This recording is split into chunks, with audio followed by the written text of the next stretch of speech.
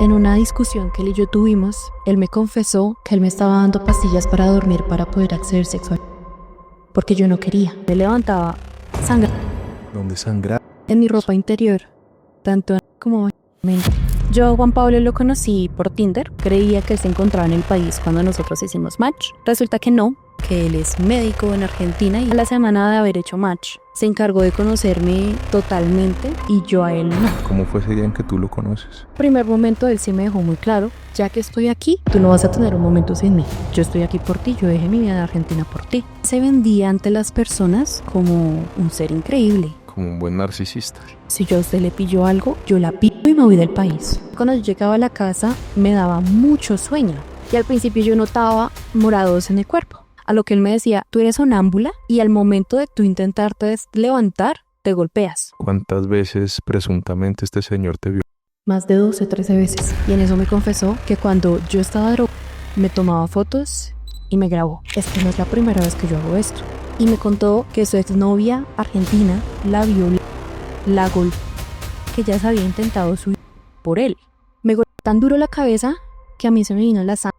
Yo fui al baño a lavarme la cara. En ese momento me estaba lavando la cara, él ya le había dicho a mis amigos y a mi familia que yo me había intentado suicidar.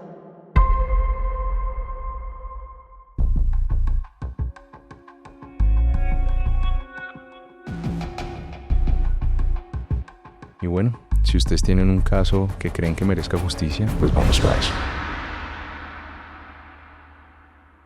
Bueno, bienvenidos todos a este su podcast Vamos para eso. Hoy traemos la historia de Valentina, una historia tristemente difícil de contar, una historia de violencia, una historia de abuso sexual, una historia de manipulación, pero en el fondo una historia que seguramente va a ser apreciada por muchísimas mujeres porque ella, con la generosidad de su relato, les va a entregar a ustedes una cantidad de voces de alerta, de momentos a los cuales hay que poner atención en sus relaciones para que ella, como te lo digo de una manera muy generosa, nos entrega su ejemplo para que muchas personas no vivan lo que ella vivió. Bienvenida, mi querida Valentina, vamos para eso. Este es tu podcast. ¿Cómo estás? Muy bien, gracias por la invitación. Bueno, muchísimas gracias por estar acá.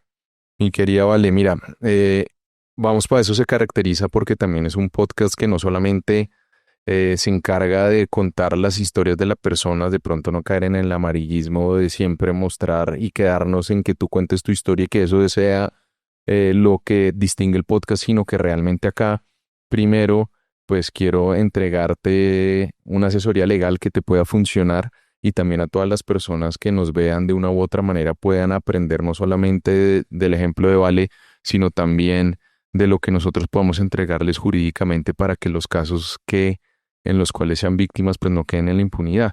Pero también otra de las características de este podcast es que lo primero que quiero saber es destacarte a ti. Entonces cuéntame un poquito de ti, Vale, qué haces, quién eres, a qué te dedicas, cuántos años tienes. Bueno, mucho gusto. Mi nombre es Valentina Gutiérrez, tengo 23 años. Soy licenciada en educación bilingüe con énfasis en ciencias naturales. Hace poco terminé mi carrera. Ok, querida Vale. Me mencionaste que vives con tus papás. ¿Cómo es tu familia? ¿Cuántas personas son? Nosotros, mi vínculo se conforma con mi mamá, mi papá y yo. Ok. Vivimos los tres. ¿Eres hija única? No, tengo un hermano, pero pues él vive ya. Ok, ya vive por fuera de la casa, ya abrió las alas. Vale, cuéntame dónde trabajas. En Amazon, en la multinacional. Ya, ¿qué haces? Allá básicamente ser intérprete, comunicarme con los clientes, administrar las tiendas de Amazon en Estados Unidos. ¿Dónde estudiaste, querida Vale? En la Fundación Universitaria Monserrate. ¿Y allá qué hiciste? Allá pues cursé mi licenciatura, 9 semestres, la cual terminé este semestre. Ok, querida Vale. Cuéntame un poquito cómo se desarrolló esta parte de tu vida, de tu carrera y de tus cosas. ¿Te gusta lo que haces? Me encanta. ¿Sí? Me encanta la licenciatura, definitivamente es mi profesión. Bueno, eh, obviamente pues esta es una historia difícil de contar.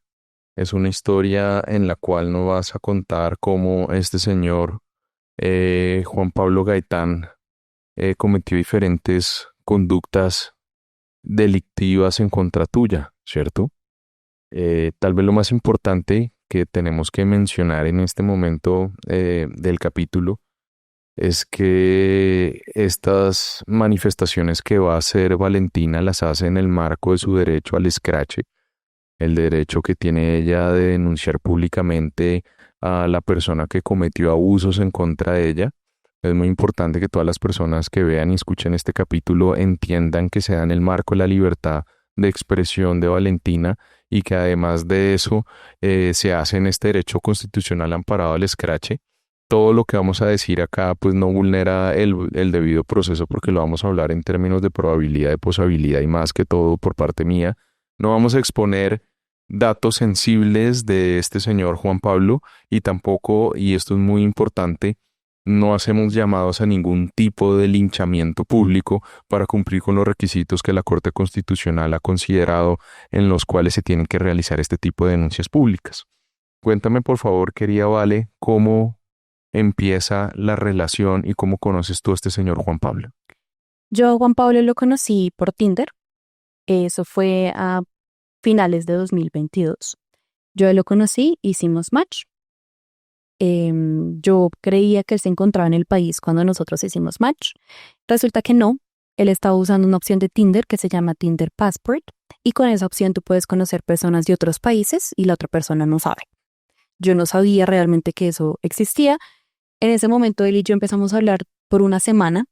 Ya fue la semana que él me contó que él no se encontraba en el país, que él se encontraba en Argentina, que él es médico en Argentina y vivía en ese momento 100% en Argentina. ¿Cómo se presentó inicialmente? ¿El qué te dijo? ¿El qué hacía? ¿Dónde estudió?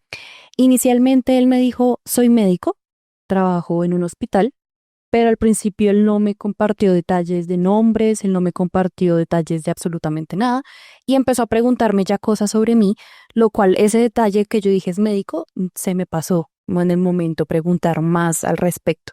Ya fue la semana que él ya me dijo que no se encontraba en el país. Y ya la semana de haber hecho match, él quiso encontrarme por todas mis redes, tales como WhatsApp, Instagram, TikTok, absolutamente todo. Y desde el principio ya empezaba a revisar mis interacciones en mis redes. ¿Cómo es eso? Revisaba los likes, comentarios, todos mis seguidores, a quienes yo seguía, quienes me seguían, tanto míos como de mis amigos. Quería conocer mi núcleo familiar de amigos en su totalidad. Al principio empezó a hacer esto con la excusa de que él quería estar solo conmigo y que quería que yo estuviera solo con él y que él no quería que yo estuviera ni hablando ni conociendo a nadie más que no fuera él.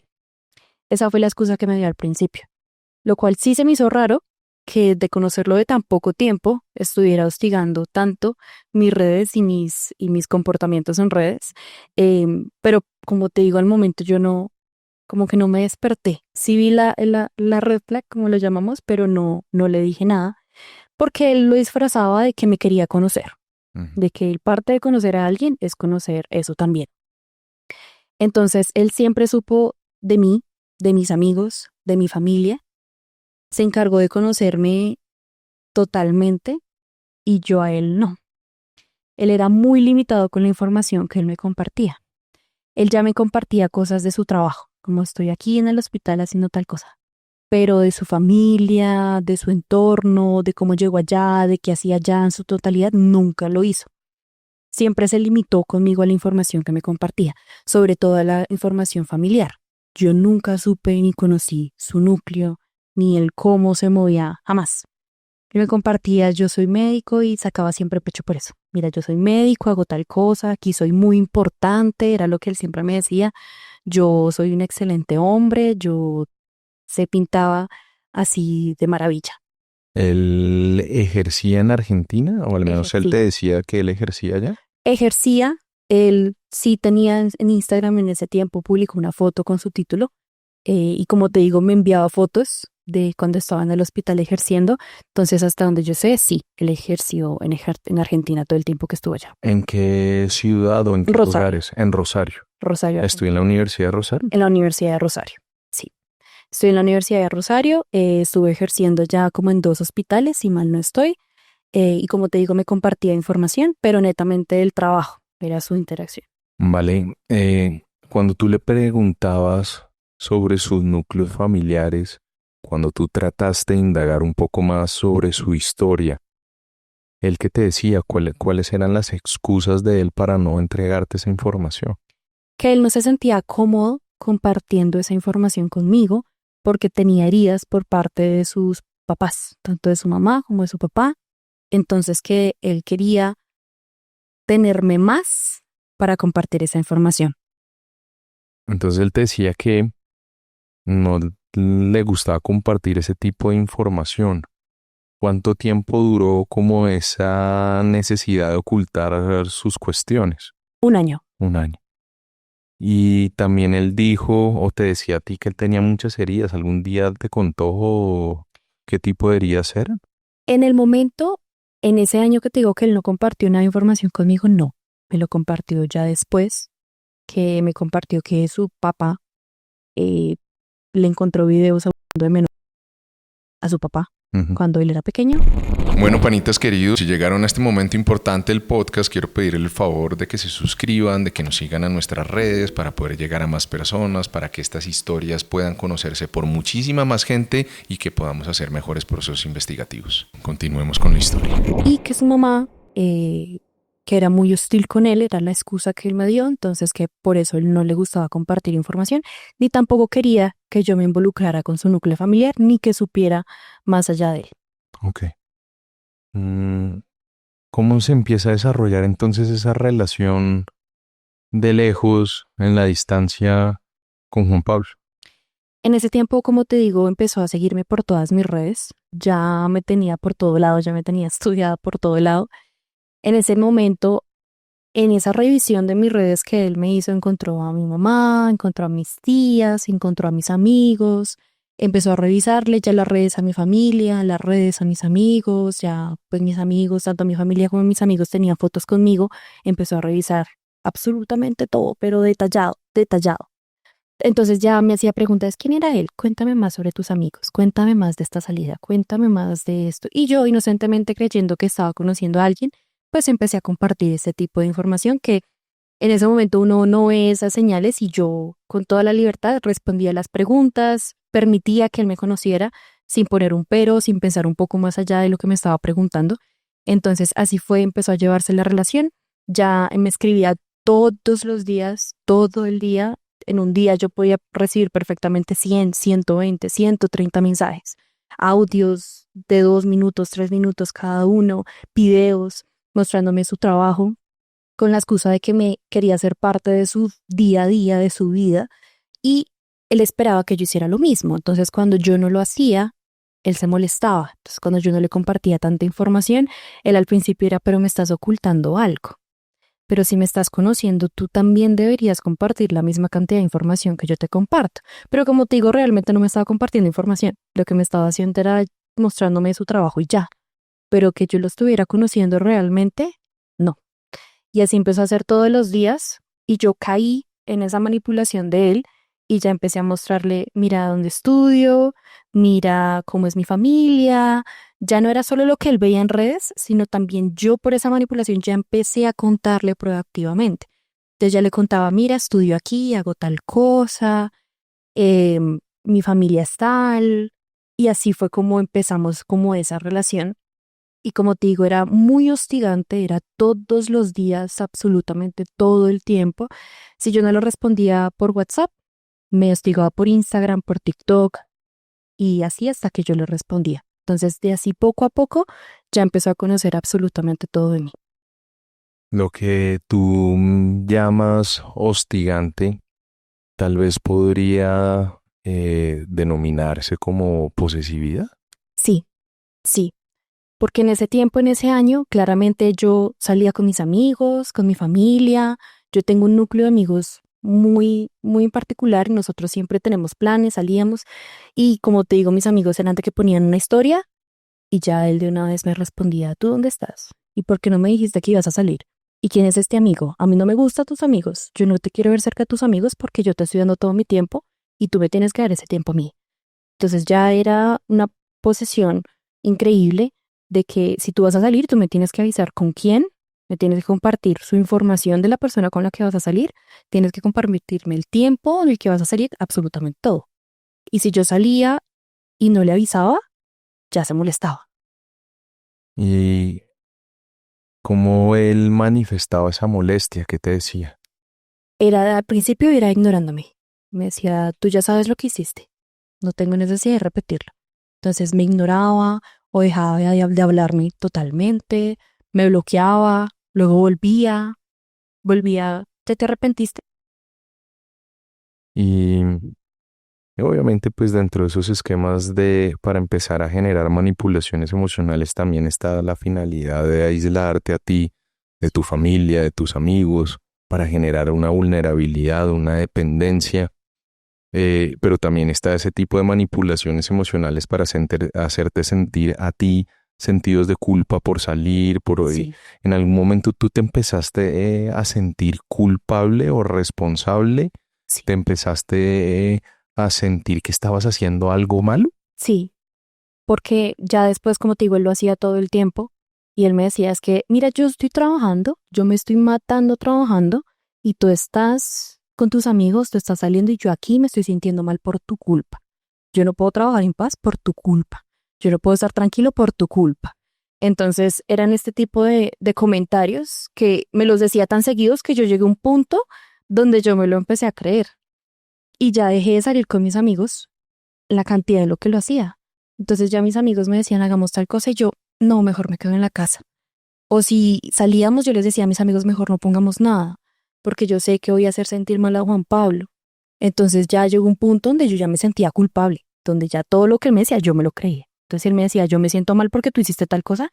Yo te lo juro que yo decía, yo estoy siendo la peor persona del mundo. ¿Cuánto tiempo dura esta relación de lejos, si se puede nominar de esa manera?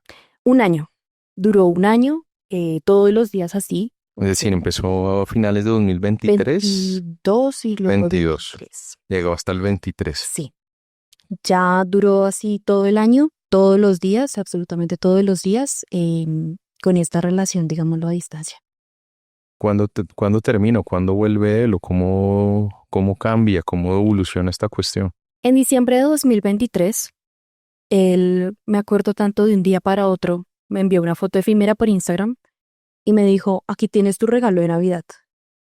Y era una foto de un tiquete que iba a llegar a Bogotá en 2 días. No fue planeado, yo no sabía, yo no tenía conocimiento. Él nunca me comentó a mí que tenía planes de llegar a Colombia, nunca. Al principio yo creí que solo era viaje. Entonces yo pensé, él va a venir a viajar, conocernos y me imagino que luego se irá. Por lo mismo que yo te contaba que él tenía toda su vida organizada en Argentina, yo creía que era solo viaje y ya. ¿Qué sentiste tú cuando abriste esa fotico instantánea? Claro, uno se emociona. Uno al principio se emociona y uno dice, por fin voy a conocer a la persona con la que tanto he hablado, con la que he compartido de alguna forma. Y yo me emocioné al principio. Yo de la emoción le conté a mis amigos, le conté a mi familia, porque yo antes tenía mucha conexión con mi familia, mucha cercanía. Entonces a mi familia y a mis amigos yo siempre les comenté, va a llegar tal persona, va a llegar tal día. Entonces tanto mis amigos como mi familia sabían que él venía al país. ¿Tu familia y tus amigos ya tenían conocimiento de Juan Pablo? Ellos tenían conocimiento de Juan Pablo, sí. Muchas veces en estos como episodios de posesión que él tenía, en muchos yo me encontraba con mis amigos y ellos se daban cuenta de estas actitudes posesivas que él tenía, que él ejercía sobre mí y ellos me decían, esto no es normal, como ponle cuidado a esto, que esto no es normal.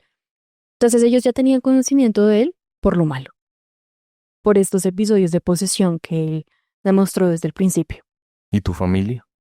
Mi familia también, mi familia, sobre todo mi mamá me decía, pero es que él está muy encima tuyo. Tú no tienes un espacio en el día en el que no estés hablando con él, en el que él no esté tan ahí encima tuyo. Y mis papás sí me decían, esto no es normal, él te está encerrando. Y mi mamá me dijo al principio, él quiere toda tu atención, él te quiere alejar de tus amigos. Pero yo al principio no lo veía. Ok, vale. Entonces, descríbenos por favor cómo fue ese día que él llega, cómo fue ese día en que tú lo conoces. El día en el que él llega, ese día yo estaba trabajando, salí de trabajar, nos vimos en un punto público, claramente. Yo no iba a verme en un lugar privado con él porque igual no lo conocía. Era la primera vez que lo iba a conocer. Al llegar, pues claramente la emoción, nos vimos. Él me dijo que llevaba esperando verme mucho tiempo y que ese día él lo había imaginado desde el primer momento en que empezamos a hablar. Y ese primer momento él sí me dejó muy claro que no me iba a dejar sola a partir de ahí. ¿Cómo te lo dejó claro? Me dijo, ya que estoy aquí, tú no vas a tener un momento sin mí. Vas a estar todo el tiempo conmigo. ¿Qué pensaste tú en ese momento? Uno en ese momento, por la emoción, yo no lo tomé mal. Yo lo tomé como tan lindo. No lo tomé, no lo vi mal. O sea, en el momento yo no lo vi más allá. Me lo dijo en ese momento y yo ya después empezamos a hablar él y yo. Y ¿Dónde se vieron, vale? nosotros nos vimos como por el portal El Dorado, en un BBC. Ujú. Nos vimos ahí. Y era el plan de hablar un poco más. Él ya empezó a hablarme de su viaje y ya me empezó a decir, no, es que yo tuve que correr con vender, con trastear, con dejar todo organizado para llegar a Colombia. Y yo sí caí en la inocencia y le pregunté cuántos días te vas a quedar. Me dijo, no, yo me vine definitivamente por ti. Yo estoy aquí por ti, yo dejé mi vida en Argentina por ti. Entonces fue lo que me dijo desde el principio, Pura manipulación emocional. manipulación. Yo estoy aquí por ti y tú tienes que agradecer que yo me vine a otro país por ti, porque tú no estás haciendo nada por mí. Yo soy el que está haciendo todo y estoy aquí por ti. En eso, En algún momento, Vale, quería, durante ese año de relación a distancia, bueno, lo primero que hay que decir, había una relación, ustedes en algún momento dijeron, bueno, somos novios, tenemos un vínculo formal, o digamos que fue algo que se sobreentendió con el tiempo. se sobreentendió con el tiempo. Ok. Pero nunca habían hablado de relaciones formales, nunca habían hablado de noviazgo. No, realmente no. Se sobreentendió con el tiempo, ya que él siempre me habló como si yo fuese la novia, me compartía información por redes como si yo fuese la novia, entonces se sobreentendió. Ok. Eh, entonces volvamos a ese momento. Entonces él te dice, yo dejé todo para venir a estar contigo, yo sí estoy haciendo algo por esta relación. En ese momento, ¿qué sentiste? ¿Qué pensaste? En ese momento yo me sentí como si yo no estuviera haciendo nada. Él me lo dijo y yo dije, oye, sí, dejó todo por mí y se vino. Yo tengo que compensar lo que él está haciendo. Entonces él me dijo, yo quiero pasar todo el tiempo contigo porque yo te esperé todo este año y no me quiero separar de ti. Ujú, No me quiero separar de ti en ningún momento y tú tienes que hacer que valga la pena y que yo haya dejado mi vida en otro país por ti. ujú. Entonces, ¿qué pasó después de ese BBC? Después yo llegué a mi casa, mis amigos, mi familia tenían conocimiento de ese día. Ya al llegar a mi casa yo le comenté a mi mamá que él se había venido definitivamente a Colombia, a lo cual mi mamá sí reaccionó y me dijo como, ¿a ti no se te hace extraño que alguien con su vida resuelta en otro país decida venir a Colombia por alguien que no conocías, que ustedes no se conocen? ¿A ti no se te hace raro? ¿Por qué no preguntas un poco más? Y me preguntó, ¿tú ya sabes sus amigos, si tenía pareja, su expareja, cómo era su familia allá, cómo era su vida allá? ¿Tú sabes eso? Y yo ahí caí en cuenta y yo dije, yo no sé nada. Pregúntame el trabajo que tenía, pero si me preguntas eso, yo no tengo conocimiento de nada. Sin embargo, mi mamá dijo, conócelo. Tú no lo conoces. Haz de cuenta que ese año nunca existió. Si él ya está acá, conoce su familia y de verdad conoce con quién está saliendo. Igual en ese momento yo dije, bueno, ya está en el país, ya, pues ya está acá y como te digo, yo me sentí de verdad que yo no estuviera haciendo nada. Entonces yo dije de alguna manera, de verdad tengo que compensar el que él haya venido a Colombia ¿Y cómo lo compensaste? con el tiempo. Entonces ya era de darle todo mi tiempo. Entonces era desde el principio, él llegó en diciembre, y ya en enero ya estaba viviendo conmigo. Entre enero y diciembre, ¿dónde vivió él? Al principio con la mamá, en Ciudadela con subsidio, en un apartamento de la mamá que tiene allá, se encontraba viviendo con la mamá. ¿Y cómo él te sugiere o cómo toman ustedes la decisión de vivir juntos? ¿Qué lo determinó? Lo determinó el hecho de que cuando él llegó a Colombia, él no estaba ni estudiando ni trabajando, pues por lo que no tenía la homologación de su título acá en Colombia legalmente, él no se podía presentar un trabajo como médico. Tampoco estudiar, él me decía, ya estudié lo suficiente, no voy a estudiar, tengo todo el tiempo para ti. En ese momento yo sí me encontraba trabajando y estudiando, terminando mi carrera, lo cual yo no tenía mucho tiempo. Entonces tenía todo el tiempo del mundo y yo tenía el tiempo muy limitado. Y ahí fue donde él me dijo, tú no me estás pagando el hecho de que yo me haya venido al país, tú tienes que compensar ese tiempo. Y me decía, es que yo te extraño, tú no ves que yo te extraño, yo me pongo mal porque tú no me hablas, yo me pongo mal porque tú no estás conmigo. Entonces yo me empecé a creer esto y al principio eran visitas a la casa, visitas. Y esas visitas ya se convirtieron en que se quedaba definitivamente conmigo. Ok. Entonces me dices que más o menos, según lo que yo te entiendo, él viene a finales de 2023, diciembre de 2023, en enero de 2024 ya está viviendo Ya está viviendo. contigo. ¿Dónde vivían ustedes? En el barrio Quiroga, en el sur de Bogotá. En el Quiroga, en el sur de Bogotá. ¿Tú vivías con tus papás? Sí. ¿Cómo se articula que él llegue a esa casa? Se articula que mis papás ya conocían de él, yo les contaba, obviamente uno cuenta lo bueno, ¿no? Uno cuenta la buena parte, uno como que no cuenta los detalles de posición, todas estas cosas. Y mis papás me dijeron, si tú te sientes bien y realmente estás bien, tú ya eres mayor de edad, ya es tu decisión, tú ya eres muy grande para saber las decisiones que tomas o no. Pero si algo malo pasa, aquí vamos a estar. Fue lo que me dijeron mis papás. Y él también se vendía ante las personas como un ser increíble. Como un buen narcisista. Sí, él se vendía increíble. Yo soy médico, yo soy el mejor hombre, yo soy el mejor hijo, y siempre a mí me dio la historia de que él en sus relaciones pasadas había sido la víctima, de que lo habían tratado terrible. Y me decía, yo espero que tú no seas igual, más te vale no ser igual, porque él se vendía como la víctima. Y claro, cuando él llegó, daba esta fase de que él era el mejor. Mi familia lo vio y mi familia al principio no vio nada malo. Mi familia también lo vio y se convenció de que él era un buen hombre, Claro. porque se vendía así. Ujú. Entonces, claro, mi familia al principio, por todas estas cosas y aparte que yo les decía que todo estaba bien, ellos no vieron problema. Entonces, al principio yo era mi espacio y mis papás con su espacio y él aprovechó y entró definitivamente en mi vida. Ahí yo dejé de conocer lo que era el espacio personal, la privacidad, eso dejó de existir en mi vida. Tu intimidad. Todo. ¿Cómo fueron esos primeros meses? ¿Cómo se empieza a desarrollar esa vida juntos? Esa vida juntos yo no lo había experimentado. Yo ni siquiera viví un noviazgo. Eso ya fue directo a convivir. Yo no tenía conocimiento de cómo llevarlo. Él no se encontraba trabajando. Entonces yo me hice cargo tanto económicamente, absolutamente todo era mi cargo, porque él no se encontraba trabajando. Entonces me sentía cansada todo el tiempo, no tenía tiempo de absolutamente nada.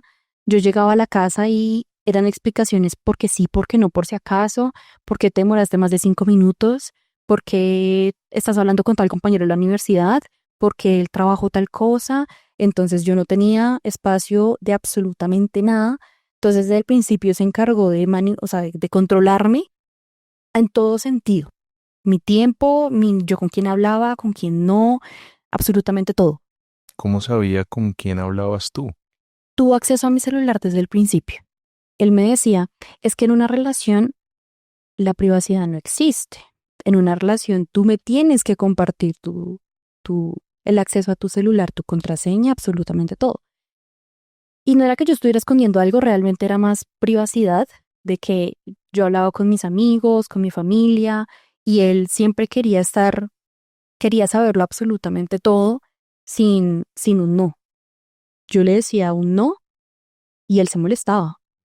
Entonces al principio viviendo juntos cuando se molestaba, me dejaba de hablar y era como si yo no existiera.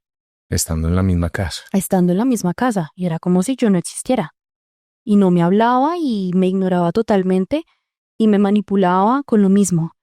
Es que tú no entiendes que yo he sido la víctima de mis relaciones y ahora tú estás haciendo lo mismo y peor. Claro, a esta manipulación yo terminaba accediendo a que tomara mi celular. Me decías que si no, tú me vas a crear inseguridades. ¿Tú quieres verme mal? Entonces, por todo esto, yo terminaba accediendo a darle mi celular. Y ella te empezaba y ya seguía como con esa estrategia de manipulación, de posesividad y manipulación. Los feminicidios, las violencias sexuales, como las que tú viviste, ya nos contarás. Las violencias de género, las violencias intrafamiliares, no pasan de un momento a otro. No. Se empiezan a explicar y a comprender desde lo criminológico, desde lo sociológico, con ese tipo de comportamientos pequeños de violencia, con ese tipo de comportamientos pequeños de posesividad, con ese tipo de comportamientos pequeños, aunque ya de anulación de tu intimidad, de autodeterminación. Sí.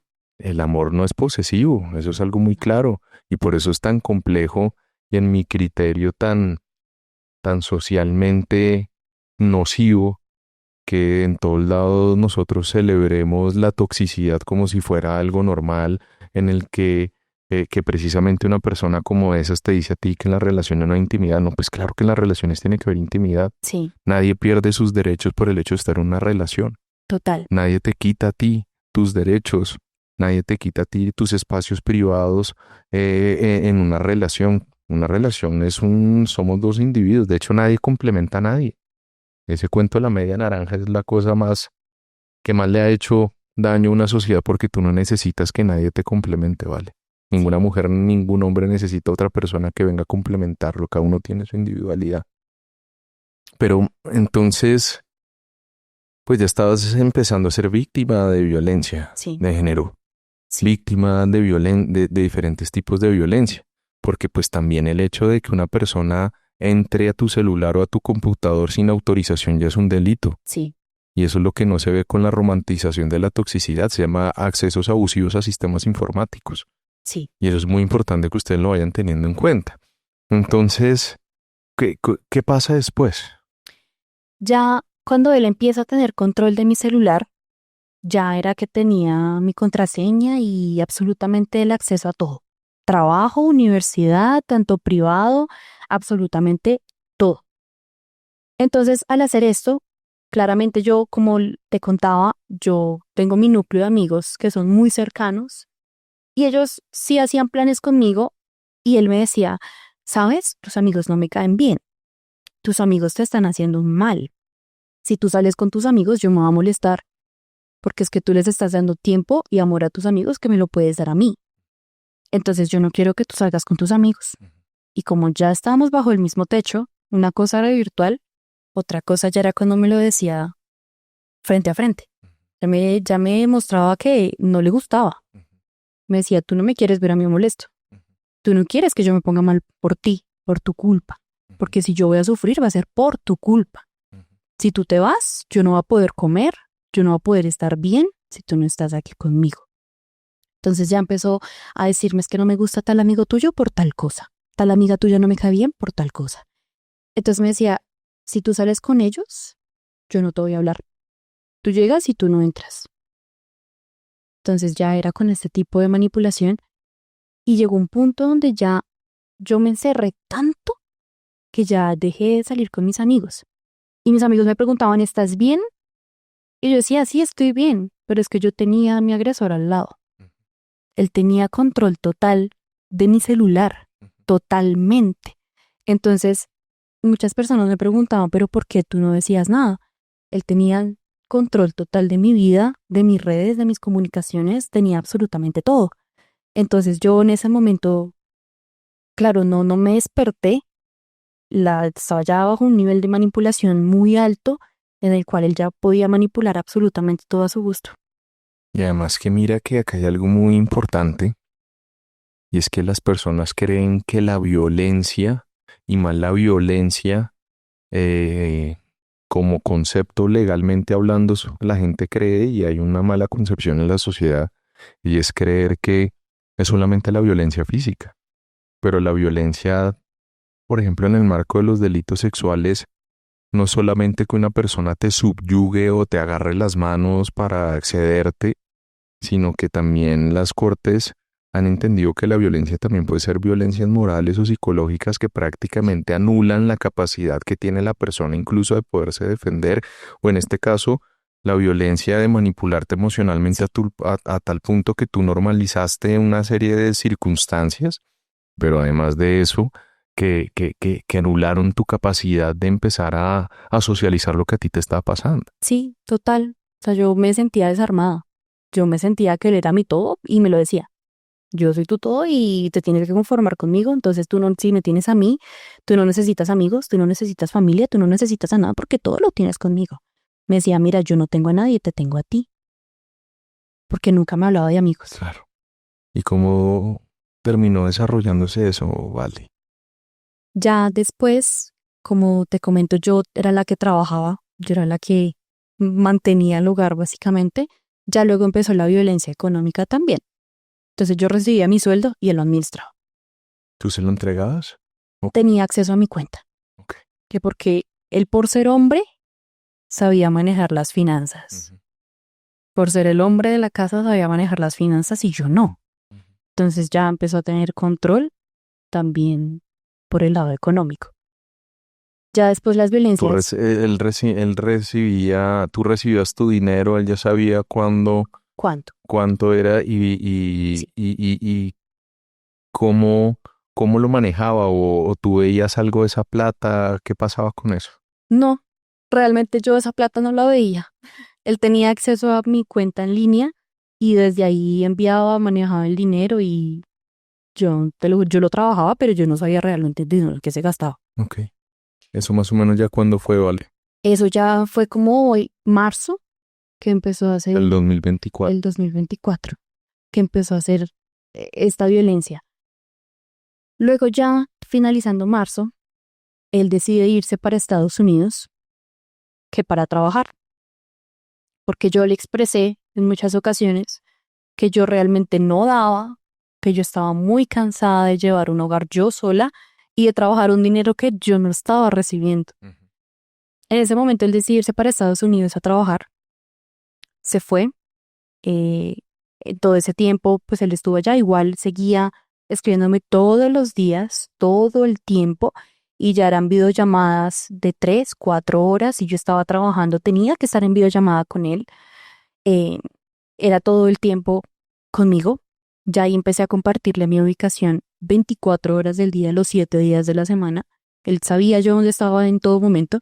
Si yo me demoraba 2 minutos más en llegar a mi casa, ya se me armaba un problema. Entonces ya le empezó a decir, es que usted está con alguien más. Entonces ya no era de que usted me hace sentir mal, ya se escaló, es que usted está con alguien más, ¿cierto?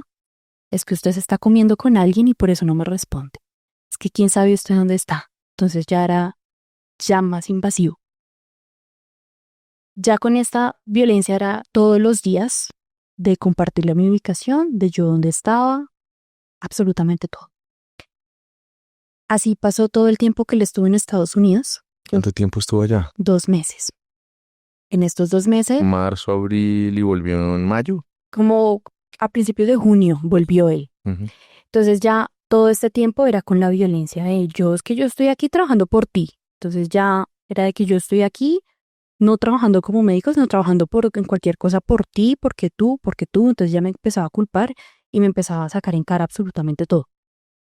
Y yo otra vez nuevamente me empezaba a sentir culpable de haberle expresado mi incomodidad de que estaba manejando mi dinero porque él estaba allá por mí. Ujú. Entonces ya me empezaba a sentir culpable y yo decía, oye, sí es mi culpa. Yo estoy siendo terrible y no estoy valorando lo que le está haciendo porque llegó un punto donde yo ya me lo empecé a creer. Entonces ya me creía todo lo que me decía. Sí, logra quitarte tu autoestima, la crítica, Sí, y ya logró llevarte a un nivel de manipulación bastante avanzado. bastante avanzado. Y ya no tenía control físico a mi celular, pero igual tenía acceso a mi Instagram, a mi TikTok, a mis redes en general. Él tenía acceso. Y desde el que él llegó, me hizo poner fotos con él en todo lado, en todo lado. foto de perfil, si publicaba algo tenía que ser con él.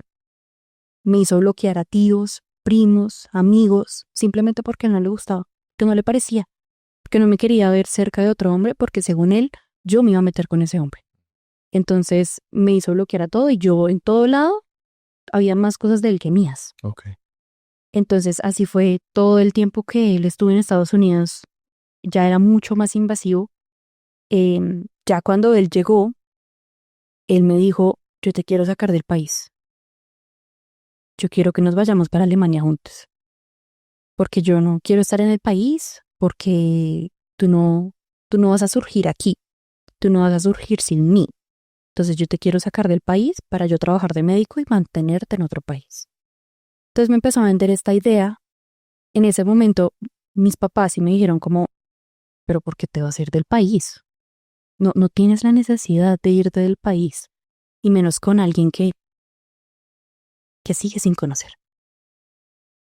Pero yo lo seguía romantizando. Ujú. Yo seguía romantizando, ay, una vida fuera del país y con alguien que tú quieres, con alguien con quien compartes. Entonces él me dijo, yo te quiero sacar del país, pero como yo te quiero sacar del país, no nos basta con ser novios. Ujú. Yo me asesoré y para que sea más sencillo, tú y yo tenemos que estar casados. Para que así sea más fácil sacarte del país. Y yo dije, pues yo estoy pequeña para casarme. Al final, por la misma manipulación, él me dijo que si no, que él iba a encontrar una mujer mejor que yo, porque yo era peor que sus exnovias, que yo estaba repitiendo el mismo patrón de sus exnovias. Manipulación.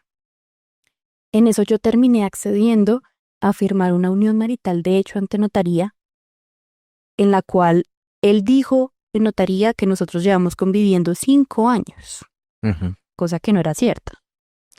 Nos dieron la unión marital, de hecho, te demoras más llegando que ellos dándotela. Ya legalmente ya aparecíamos casados, a lo cual él me dijo, bueno, tú ya eres mi mujer, ya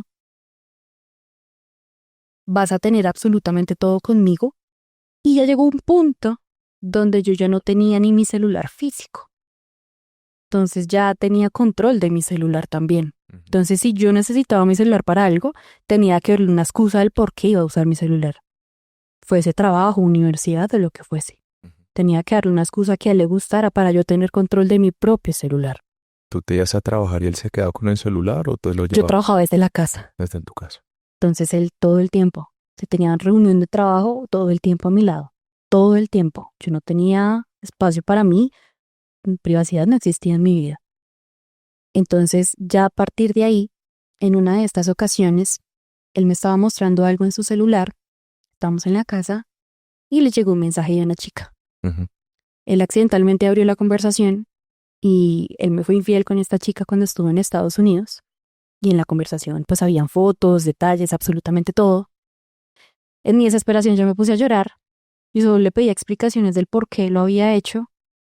Y su reacción fue darme una cachetada y otra cachetada y ya me empezó a estrujar yo estando en el piso. Y su reacción después fue echarme la culpa diciendo que lo había hecho porque yo lo provoqué. Cuando tú dices estrujar, ¿cómo podrías contarnos cómo fue ese comportamiento? Yo ya estaba en el piso, ya me había cacheteado 2 veces. En eso empezó a hacerme así, contra el piso, mientras yo solo lloraba en el piso. Y lo que me dijo fue, es que tú provocaste esto, yo no soy así. Tú me provocaste esto, es tu culpa por violar mi intimidad. Entonces que yo le estaba violando, ¿Cómo? que porque yo vi cosas que no debía. Ok. Esa fue su excusa. Entonces que para calmarme, me agredió. Pero que no pensara que él era así, que eso había sido culpa mía. Que él sí estaba con otra chica, pero que al final todo era mi culpa. Que todo era mi culpa porque yo no le di el tiempo ni la dedicación suficiente para él estar satisfecho. Ok. Entonces que por eso había pasado esto. Y en ese momento, cuando él te dijo eso, ¿qué pensaste tú? Me volví a culpar. Entonces yo decía, no puedo creer que yo ahorita esté siendo víctima de violencia física. ¿Yo cómo voy a ir a contarle a mis papás o a mis amigos lo que me está pasando? cómo, no sabía cómo. Él en ese momento ya se había encargado de mi núcleo de apoyo, mi red de apoyo, alejarme totalmente. Y él tenía control de todo. Entonces yo no sabía qué hacer. Y me culpé. Me culpé de que había sido culpa mía por no darle el tiempo, la atención suficiente, como él lo contó, y lo normalicé. Y lo dejé pasar. Pues esa fue la primera vez que te agredió físicamente. Físicamente. ¿Lo volvió a hacer después? Sí, lo volví a hacer después. Ya después, con la agresión física, ya ¿Eso más o menos cuándo fue, Vale? como en julio la agresión física. En julio de Sí. 2024. Sí.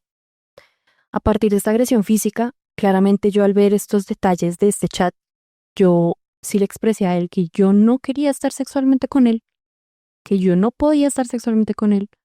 No podía. Yo le decía, me enteré de esto, yo no sé qué más pasó. Yo no puedo. A lo que él después, en otros días, me intentaba coger a la fuerza. Entonces ya era ahorcarme a la fuerza, acercarme a él a la fuerza, que porque yo por estar casada con él tenía que acceder sexualmente, porque eran mis deberes como su pareja, como su mujer. Y los primeros días después de este episodio que te comento, yo llegaba a la casa y me sentía con mucho sueño. Ujú. Un sueño que ¿Llegabas a la casa de dónde? de la universidad. Entonces yo llegaba o terminaba de trabajar Tus clases sí eran presenciales. presenciales. Para ir hasta la universidad, ¿sí te permitía tener el celular o no? Sí. Pero igual con ubicación todo el tiempo. Igual él tenía mi WhatsApp abierto en su computador, mi Instagram abierto en su celular. Entonces todo.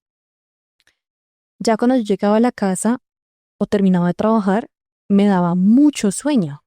Pero era mucho sueño. Eso de que me quedaba y me dormía y podía tronar lo que fuese y yo no me despertaba. Ujú. Y al principio yo notaba morados en el cuerpo. Y yo decía, ¿pero por qué? Se me hacía muy raro si yo no había hecho actividad física, si yo no había hecho nada que justificara los morados que yo tenía en el cuerpo. A lo que él me decía, es que tú eres sonámbula y al momento de tú intentarte levantar, te golpeas. ¿Dónde encontrabas tú esos morados? En las piernas, en la espalda, en los brazos, en el cuello. Yo decía, pero es que por más de que yo haga como el intento de levantarme, no me voy a golpear de esta forma. Al principio pasó así, yo me quedé con la duda. Yo dije, de pronto algo está pasando, no me estoy dando cuenta. El cansancio, el trabajo, la universidad, me quedo tan dormida. ¿Te había pasado eso antes? Nunca. Por más de que trabajara o hiciera muchas cosas en el día, nunca me había sentido con tanto sueño de quedarme totalmente dormida. Y tampoco es que tenga un sueño pesado. Entonces, si algo pasa o un ruido, me despierto. O sea que nunca me pasó. O sea, quedaba totalmente dormida. O sea, simplemente te dormías y al otro día amanecías. Y al otro día amanecía mareada sin saber cómo es. O sea, me llamaba, me levantaba como con maluquera al otro día, como con un dolor de cabeza. Y yo decía, pero yo no hice nada porque justificara. Ya después, no solo me levantaba con estos morados, sino que también me levantaba sangrando. Entonces ya no solo fueron los golpes que tenía, sino tenía sangrado ¿Dónde sangrabas? ¿Pero dónde sangrabas? en mi ropa interior, tanto en como mente. Y su respuesta es de que es que tú estás en tus días. Ujú. Tú estás en tus días y por eso estás sangrando. Ujú. Cosa que no era cierta. Yo soy muy regular. Entonces, y las mujeres conocemos cómo es nuestro cuerpo. Y yo decía no, y tenía un dolor, era un dolor, un ardor muy fuerte. Ujú. Y yo muchas veces le dije, quiero ir al médico porque no me siento bien. Y me decía, médico, pero si acá estoy yo, entonces yo te voy a atender. Y me acuerdo tanto que en una, yo estaba sangrando mucho, tenía mucho dolor, y yo intenté salir, él me volvió a golpear, me cacheteó, yo estando en el piso me empezó a dar puños, y me dijo que no iba a salir. Me quitó las llaves, me subió al cuarto y yo llorando acostada en la cama, me estaba haciendo la sanación de cosas que él mismo me había causado. Entonces me decía, es que usted no entiende que usted no necesita a nada ni a nadie que no sea yo. Yo soy médico. Entonces ya decía que yo lo estaba ofendiendo por querer ir al médico, a mi EPS. Entonces yo nunca me acerqué al EPS. Eso más o menos en qué mes fue, vale. Eso fue a finales de julio. Todo el mes de julio eran estos abusos en los cuales yo no me daba cuenta. Ya fue después, en una discusión que él y yo tuvimos, él me confesó que él me estaba dando pastillas para dormir para poder acceder sexualmente, porque yo no quería.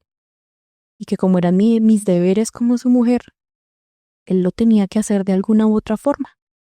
Entonces que él me daba esta pastilla, que yo me quedaba dormida y que sí, que le accedía sexualmente. Y como a él le daba rabia que yo no había querido acceder, me golpeaba.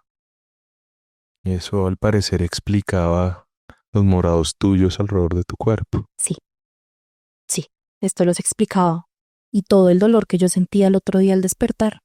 Y yo me quedaba totalmente dormida. Estos momentos yo no estaba lúcida para nada. Y accedía tanto como te comentó, vaginal, analmente, claramente sin mi consentimiento. Y su excusa era que yo era su mujer y yo tenía que cumplir con ello. Que es una excusa que además de ser, no tiene ninguna razón legal, humana, ética ni moral, pero es absolutamente importante volverle a destacar y a decir a todas las personas que vean este capítulo, y es que el hecho de que una persona sea pareja de la otra no implica que esa persona siempre tenga que estar o dispuesta o siempre tenga que acceder a temas sexuales, y que independientemente del tiempo que se lleve, siempre tiene que haber consentimiento, siempre tiene que haber una aceptación. Entonces es falso que una mujer o un hombre tengan que acceder a tener sexo, incluso en contra de su voluntad, por el hecho de estar casados, y eso es muy importante, ¿vale? Sí. Y yo, claramente, cuando él me comentó esto, me lo confesó, ya todo en mi cabeza hizo clic, y yo dije, por eso me levantó con los golpes, tan adolorida, sangrando, por eso me levanto con todo esto. Claramente le expresé que yo no estaba cómoda con esto, que yo no era una cosa, que yo no era un objeto, y su reacción fue decirme que yo era su mujer y que a mí nadie me iba a creer. Me dijo, a ti nadie te va a creer que yo te estoy haciendo esto. Cuéntale el que tú quieras. A ti nadie te va a creer. ¿Quién te va a creer que yo, tan bueno que soy, te voy a hacer algo así? Haz lo que quieras. Nadie te va a creer. Y su excusa era, como yo no soy médico en Colombia, yo no tengo el permiso para acceder a esta medicación. Pero su papá viajaba a Colombia, venía a Colombia cada 2 semanas, máximo 3 semanas. Y ahí le traía la medicación desde Argentina que sus amigos médicos le mandaban. ¿Eso lo comprobaste tú? Sí. ¿Cómo lo comprobaste? Yo lo comprobé en un día que el papá vino a Colombia y el papá se le salió y me dijo, no, es que yo vengo porque Juan Pablo necesita esta medicación para dormir. Es de carácter urgente. Y yo dije, pero si él duerme bien. No entiendo por qué. Y ya primero me confesó, luego fue lo que me dijo el papá y ya yo hice clic y yo dije, claro, es que no hay otra explicación. Y además porque acá ya en este podcast hemos mostrado cómo hay un mercado negro de medicamentos psiquiátricos a los que las personas pueden acceder sin ningún tipo de fórmula. Entonces, Sí. pues tampoco es que sea una dificultad conseguirlo en Colombia ni en las Sí. calles de Colombia. Pero no sé, yo creo que en su momento él pensó que para no levantar sospechas, no sé, le pedía el favor a su papá. Entonces su papá era el que traía esta medicación. ¿Qué pasa después de eso, Vale? Después de eso, claramente yo empecé a negarle comida, bebidas, absolutamente todo. Y yo dije, yo no me voy a tomar esta pastilla. No, y se lo expresé. Yo le dije, no me voy a tomar esta pastilla. Y ya. ¿Se lo ofrecía a ti finalmente o cómo pasaba eso? Al principio yo me imagino porque no le encuentro otra explicación, eran comidas, bebidas, y yo pues no me daba cuenta. Ya al decirle que yo no le iba a recibir nada, al menos de estar segura que no tenía ninguna pastilla ni absolutamente nada, su reacción fue decirme que igual él no me estaba preguntando, que él igual lo iba a hacer, que él no me estaba preguntando, que él no me estaba pidiendo permiso. Entonces a partir de esto ya me golpeaba físicamente y me obligaba a tragarme la pasta. Y ya otra vez volví a quedar dormida y los episodios de abuso sexual siguieron pasando. ¿Tú podrías más o menos hacer una aproximada cuántas veces presuntamente este señor te violó? Más de 12, 13 veces. 12, 13 veces. Más, si te digo más. Y como te digo, siempre al otro día me levantaba con morados, con golpes, sangrando, sangré más de una vez. Y nunca asistía a una atención médica porque no me lo permitía. Entonces él ya me amenazaba de, si tú vas a una unidad médica o atención médica, yo me voy a dar cuenta Ujú. y te vas a meter en problemas conmigo. Entonces ya pasaron las amenazas de, si yo a usted le pillo algo, yo la mato y me voy del país. Yo la pico y me voy del país. Te decía eso. Yo se la entrego a sus papás en una maleta y me voy del país. Me puedo ir mañana perfectamente, no me importa. Pero de que la mato, la mato. O me decía, si no me cuesta con solo la empaco y me voy del país. Siempre fueron sus amenazas. Después de yo, al expresarle mi dolor y la inconformidad que yo sentía, ya era de la empalo. La empalo, la violo y me voy del país. ¿Qué pasó después de eso? Después yo, con todas estas amenazas, yo me sentía encerrada, no sabía qué hacer. Tenía a mi agresor durmiendo al lado mío. No sabía qué hacer. No tenía una red de apoyo, o eso me hizo creer él. Te había aislado por completo. Me había aislado por completo. Entonces ya yo ni siquiera podía salir a la calle si no era con él. Entonces si yo salía a la calle con él, si algún hombre me acosaba, que el acoso en las calles para las mujeres es terrible, si alguien me acosaba, era culpa mía. Entonces me golpeaba si alguien me decía algo. Si me vestía así, si me vestía así, era violencia física. Yo seguía estudiando en la universidad, tenía clases presenciales. Durante este tiempo, yo me encontraba haciendo prácticas en la universidad. En estas prácticas, un día, yo llegué y en el uniforme se me alcanzaban a ver los moretones que yo tenía en el cuello y en los brazos. A lo cual mi profesor de prácticas reaccionó. Al terminar la clase me dijo, ¿cómo estás? ¿Bien? ¿Todo está bien? Y fue la primera persona con la que yo hablé que me preguntó, ¿estás bien? En un lugar donde yo sabía que Juan Pablo no me podía escuchar. Y lo que hice fue llorar y contarle la historia. Yo le dije, es que estoy siendo abusada física, sexualmente, por parte de mi pareja y no sé qué hacer. En ese momento mi profesor me dijo, yo no me puedo meter porque tú eres mayor de edad, pero denuncia. Tú denuncia porque tú no te mereces eso y los golpes están siendo muy notorios y tú tienes que buscar ayuda. En ese momento, siendo mi profesor de prácticas, me dijo, toma mi número y cualquier cosa me escribes. Le di las gracias. En ese momento, al llegar a la casa, llegué a la casa, empecé a alistarme para trabajar. En ese momento, cuando llegué a la casa, el profesor me escribió diciéndome que cualquier cosa que yo necesitaba que le avisara, Juan Pablo vio este mensaje, se imaginó lo peor y me golpeó otra vez. Me volvió a golpear. En ese momento me dijo, yo le dije a usted que si yo a usted le pillaba algo, yo le iba a...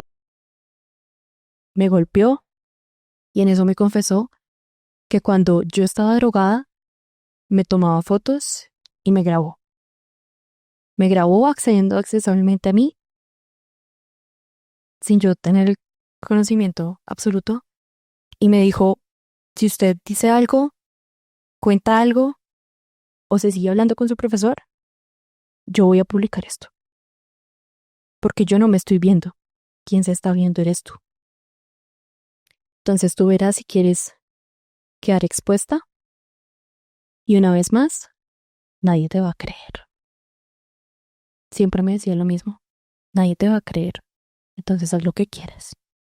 Ahí fue cuando él me confesó y me mostró, desde su celular, las fotos y videos míos que tenía, donde claramente me veo yo expuesta en todo sentido. Y se ve que yo no estoy consciente. Me dijo, yo no, desde un número falso, desde una cuenta falsa, yo lo puedo publicar. ¿Quién va a decir que fui yo? Entonces ya empezó a amenazarme por este lado. Como ya tenía cómo encontrarme, tanto universidad, trabajo, me decía yo lo publico. Y Tratando de buscar siempre nuevas formas y facetas para manipularte y garantizar tu silencio, sí, como en un círculo ahí de impunidad. sí, totalmente. Entonces a partir de ¿Qué esto, sentiste ahí, mi vale? yo me sentí ¿Qué sentiste atrapada. al verte tú ahí en esos videos? Yo dije ya, ¿qué más puedo perder? Ya perdí la dignidad, ya perdí Eso sí, todo. En ese momento lo creí. eso sí nunca, querida mía. En ese momento él me hizo creer que yo no tenía nada. Y yo dije, ¿yo ahora cómo salgo de acá? ¿Yo ahora qué hago? A partir de ahí, él empezó a ir a mi universidad, ya después de haber visto el mensaje de mi profesor diciéndome que, ofreciendo ayuda, él empezó a ir a la universidad, entraba a la universidad sin yo esperarlo. Entraba y era ya cuando yo lo veía dentro de la universidad. Y él me decía lo mismo, la misma amenaza de siempre. Yo la veo algo y la mato. Yo la mato. Siempre era lo mismo, la mato, la mato, la mato, la mato. Y luego ya empezó a hacerme amenazas de yo le mato a su gato. Yo le mato a su gato si yo le veo algo. Y ya eran con estas amenazas, yo decía, ¿yo qué hago? Y la violencia física ya pasó a ser todos los días. Todos los días era violencia física. Y si estábamos en la calle, eran ya tocamientos sin yo acceder, sin dar mi consentimiento. Y si yo decía que no, se molestaba nuevamente. Y llegábamos a la casa y yo sabía que iba a haber un problema si yo llegaba a decir que no. ¿Qué tipo de tocamientos hacía en público? Era de que me tocaba los senos, la cola, bruscamente, bruscamente. No importaba si la gente lo estaba viendo en un centro comercial, carro, lo que fuese, me tocaba sin mi consentimiento. Y es la misma excusa siempre. Es que usted es mi mujer y si yo quiero la toco. Y si yo quiero la vivo. Porque es que usted es mi mujer. ¿Qué pasa después de eso, vale? Después de esta situación de la universidad, ya de todos estos escenarios de violencia sexual, de todos estos, de esa estrategia miserable de manipulación. En ese momento, un día, yo estando en la universidad después de prácticas, él dejó de golpearme en lugares visibles. A partir de ahí, entonces ya en el cuello yo no tenía marcas, en los brazos ya no tenía marcas en las piernas, en las costillas, en la espalda, que no se me vieran. A partir de este momento, ¿Él te siguió drogando? sí, a la fuerza, siempre fue a la fuerza. Después de que yo me di cuenta, a la fuerza. Ya después de esto, un día después de prácticas, mi profesor nuevamente me preguntó yo cómo estaba, que cómo estaba la situación, porque yo nunca le respondí, no podía responderle. A lo cual yo le expresé y le dije, me está pasando esto, esto, esto y esto. En ese momento, él me dijo, tú necesitas tener pruebas de lo que está pasando cuando lo vayas a denunciar. Lo que él hizo fue tomar fotos con su celular, desde el celular de él, de los golpes y agresiones que yo tenía. Al salir de la universidad, él me dijo, fui a tomarme un café con él y le conté todo. Yo le conté absolutamente todo y él me dijo, yo te apoyo, deberías crear la denuncia y yo puedo ser testigo de las golpes que tú tienes porque no es justo que tú estés pasando por todo esto. Yo le dije que sí. Sin embargo, ese día, por lo mismo que tenía que llegar a la casa, no creé la denuncia ese día. ¿Cuándo fue eso? ¿Te acuerdas más o menos? Eso fue agosto, septiembre. Ujú. Agosto, septiembre.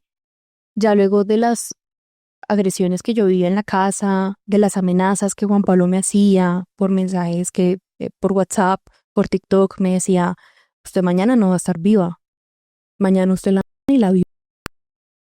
Yo tomaba pantallazo de esto y yo se lo enviaba a mi profesor, que yo sabía que yo no lo podía tener, porque él tenía control total de mis cosas. Entonces yo no podía tener ese tipo de cosas en mi celular, a lo cual yo se lo compartía a mi profesor. En ese momento, Juan Pablo empezó a sospechar que yo estaba compartiendo y la agresión física siempre estuvo. Los golpes siempre estuvieron. Entonces ya empezó a decirme, con más veras la voy a violar para que ahora sí cuente algo. Y en ese... Igualmente tenías que volverte a la universidad a tu casa, ¿o no? Sí. Y en este momento ya cuando él se dio cuenta de esto, ya me dijo, es que no es la primera vez que yo hago esto. Y me contó que su exnovia argentina, que él la vio, la golpeó, y que ella en varias ocasiones, según lo que él contaba, era que ella se había intentado suicidar por él Ujú. y que él le había salvado la vida. ¿Sabes cómo se llamaba ella? Eugenia. Eugenia. Entonces me dijo, es que Eugenia está loca porque es que ella se lo merecía y ojalá la hagan otra vez. Y claro, yo ahí dije, Dios mío, ¿yo en qué estoy? Ujú. Él me contó que supuestamente ella se había intentado suicidar en varias ocasiones y que él en varias ocasiones le había salvado la vida. Esa fue la historia que me vendió a mí. Y él se vendió como la víctima. Él me dijo, es que yo estoy haciendo esto porque es tu culpa, porque tú me llevas a hacer estas cosas. Porque si tú no hubieras reaccionado mal desde un principio, yo no estaría haciendo esto. Entonces me dijo, ¿por qué crees que yo me vine a Argentina? ¿Tú crees que fue por ti? Y ahí yo supe todo. Me dijo, yo no me vine a Argentina por ti. Yo me vine porque me tocó. Porque según lo que él me confesó en ese momento, él tenía problemas legales con la chica allá en Argentina. Y que por eso él tuvo que volver, porque la chica era de la misma universidad. Okay. Entonces que por eso él volvió. Así de un momento a otro. Y que su mamá siempre supo. Y su mamá siempre estuvo al tanto de toda la situación y por eso ellos decidieron volver a Colombia en ese afán. Porque fue cuestión de 2 días. Ujú. Y ya fue ahí donde él me confesó que no era la primera vez que él hacía esto, que ya era un patrón que él tenía. Y ya dije, este hombre si me mata de verdad, me mata en serio. Entonces ya yo ahí me dio mucho más miedo tenía yo de hablar, más miedo tenía yo de contar las cosas, porque yo dije, no me van a creer. Ujú. Y él me decía lo mismo, nadie te va a creer, tú habla con quien tú quieras, pero nadie te va a creer. Así pasó y un día nosotros estábamos en la casa discutiendo. En eso llegaron mis papás. Mis papás se dieron cuenta de la discusión y yo sí tenía morados en el cuerpo. Mis papás notaron esto y mis papás me dijeron, mi papá, yo no quiero volver a ver a Juan Pablo acá en la casa. Lo siento, pero no. Ese día nos... ¿Cuándo fue, Vale? Como en octubre, Del 2024. sí. Ujú.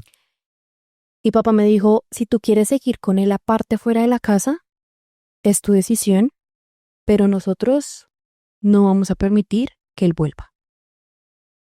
En ese momento salimos de la casa, él se subió al carro, yo me subí con él y él empezó a culparme a mí, que el hogar que supuestamente teníamos había dañado por mi culpa Ujú. y que todo había sido mi culpa. En ese momento puso el seguro de niños y empezó a ahorcarme, empezó a golpearme otra vez. Y en ese momento yo no sé si fueron mis papás, si fueron los vecinos, el caso es que llegó la policía. En ese momento llegó la policía, yo no había sacado mi celular, yo no había sacado absolutamente nada, solo tenía mis llaves.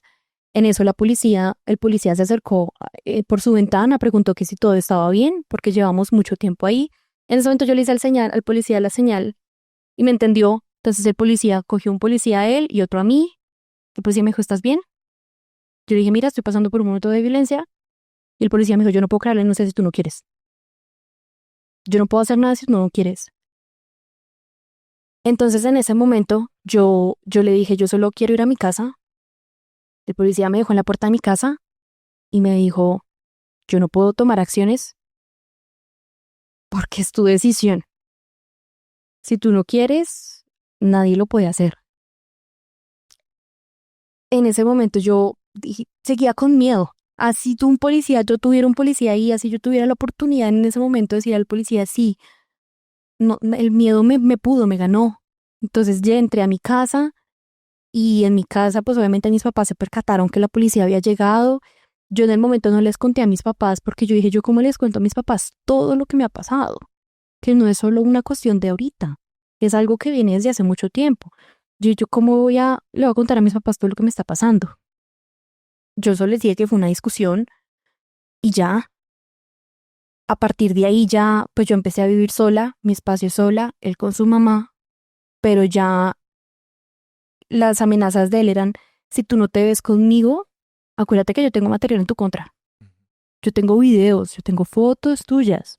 Entonces ya la amenaza ya era muy de, te voy a exponer y no me va a costar nada exponerte, enviarle esto a tu universidad, enviarle esto a tu trabajo, enviar esto o subir esto a una página.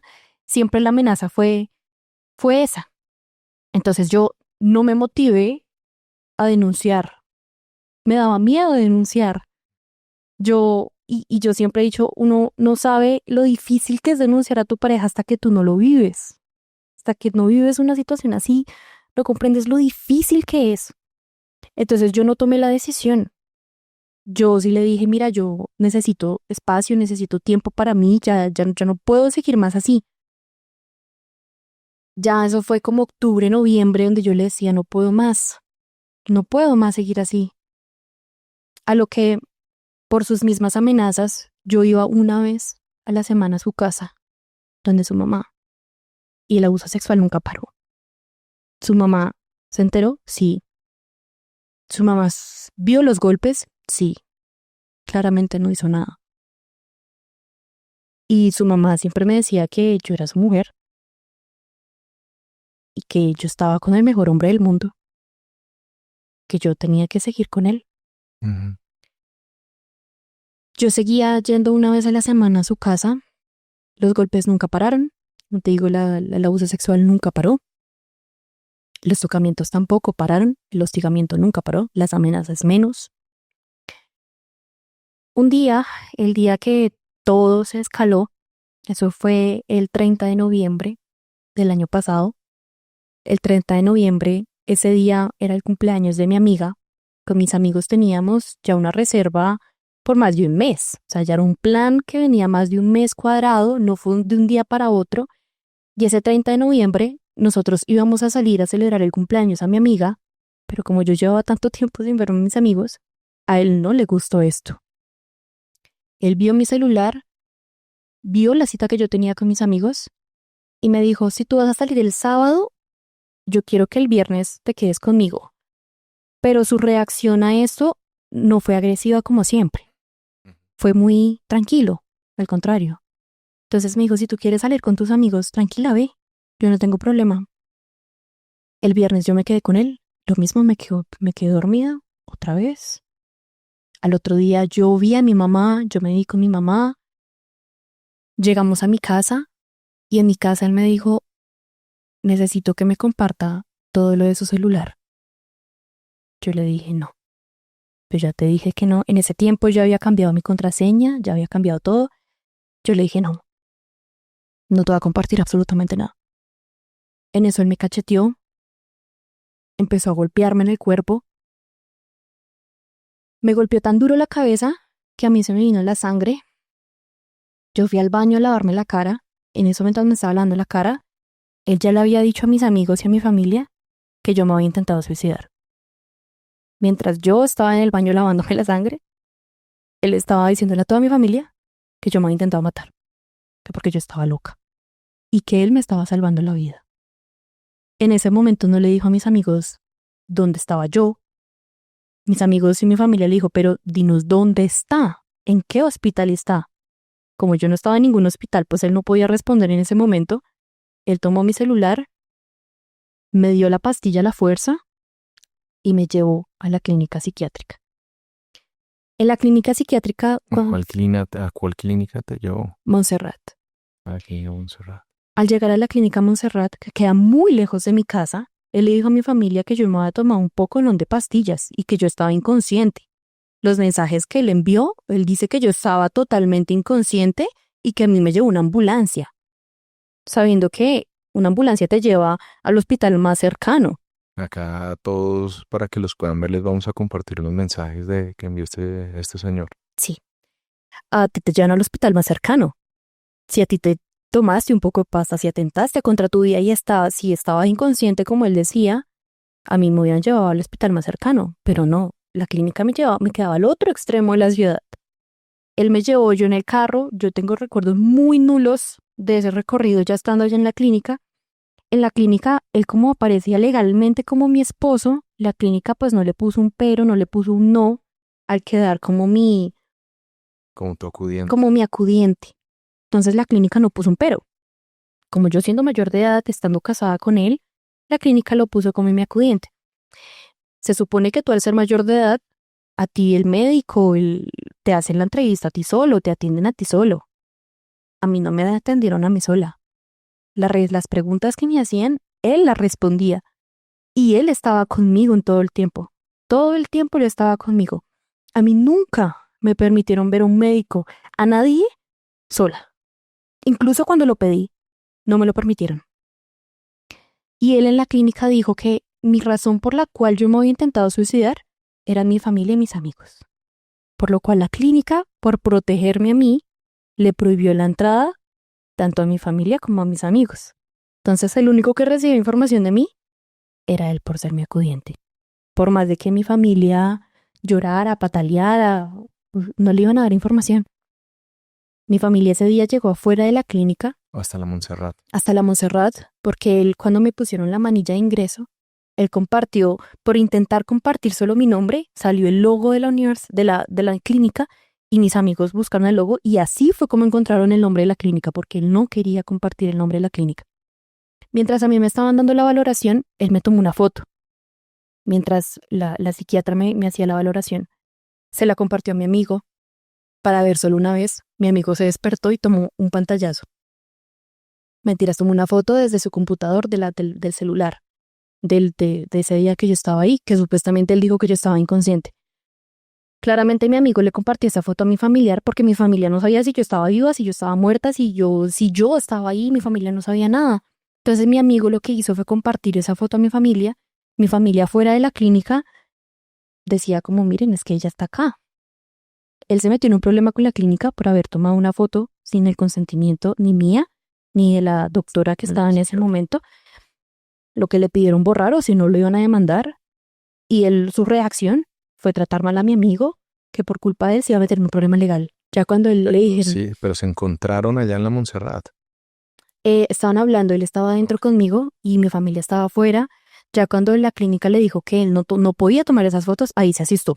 Entonces ahí el mensaje de WhatsApp está muy claro donde le dice, yo no quiero ningún problema legal.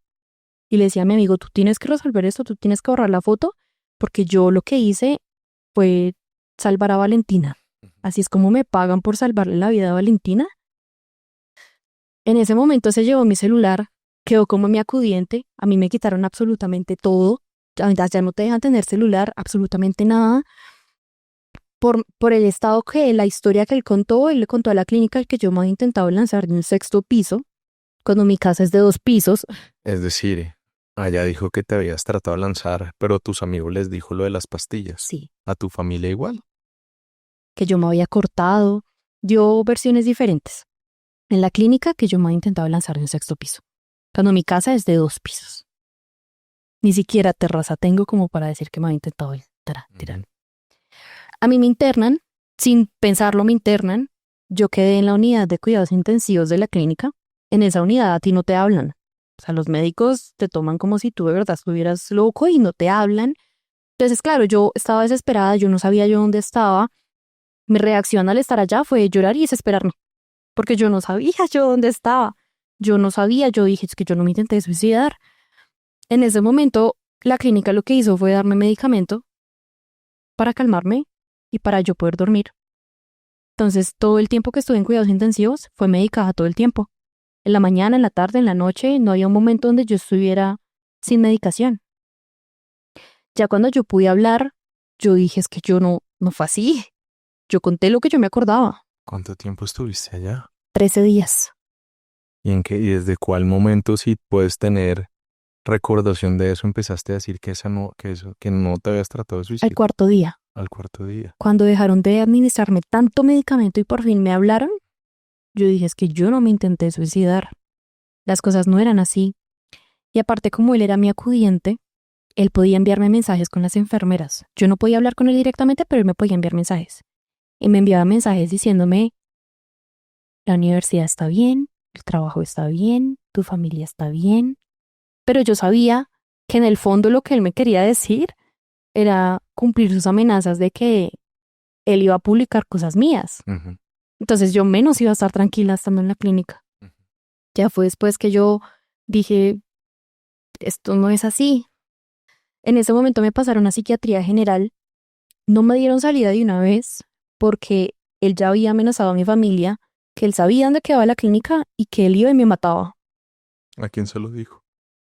A mis papás, ¿A tus papás? sí.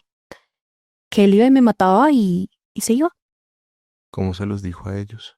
En una llamada de WhatsApp, mi mamá lo llamó porque recién empezó todo.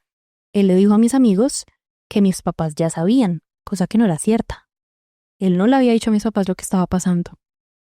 Y siempre le dijo a mis amigos, no le cuenten a los papás, no le cuenten a la familia, ni se les ocurra contar nada de esto. Ujú. Y mi mamá lo llamó a pedirle explicaciones del por qué no le avisó a ella, sabiendo que es mi mamá. En ese momento fue cuando él le dijo que me iba a matar, que iba y me mataba en la clínica, que él no le importaba, que iba y me mataba en la clínica y que igual a mí nadie me iba a creer, que yo podía patalear, que yo podía decir lo que yo quisiera, pero que nadie me iba a creer. Me pasaron a psiquiatría general.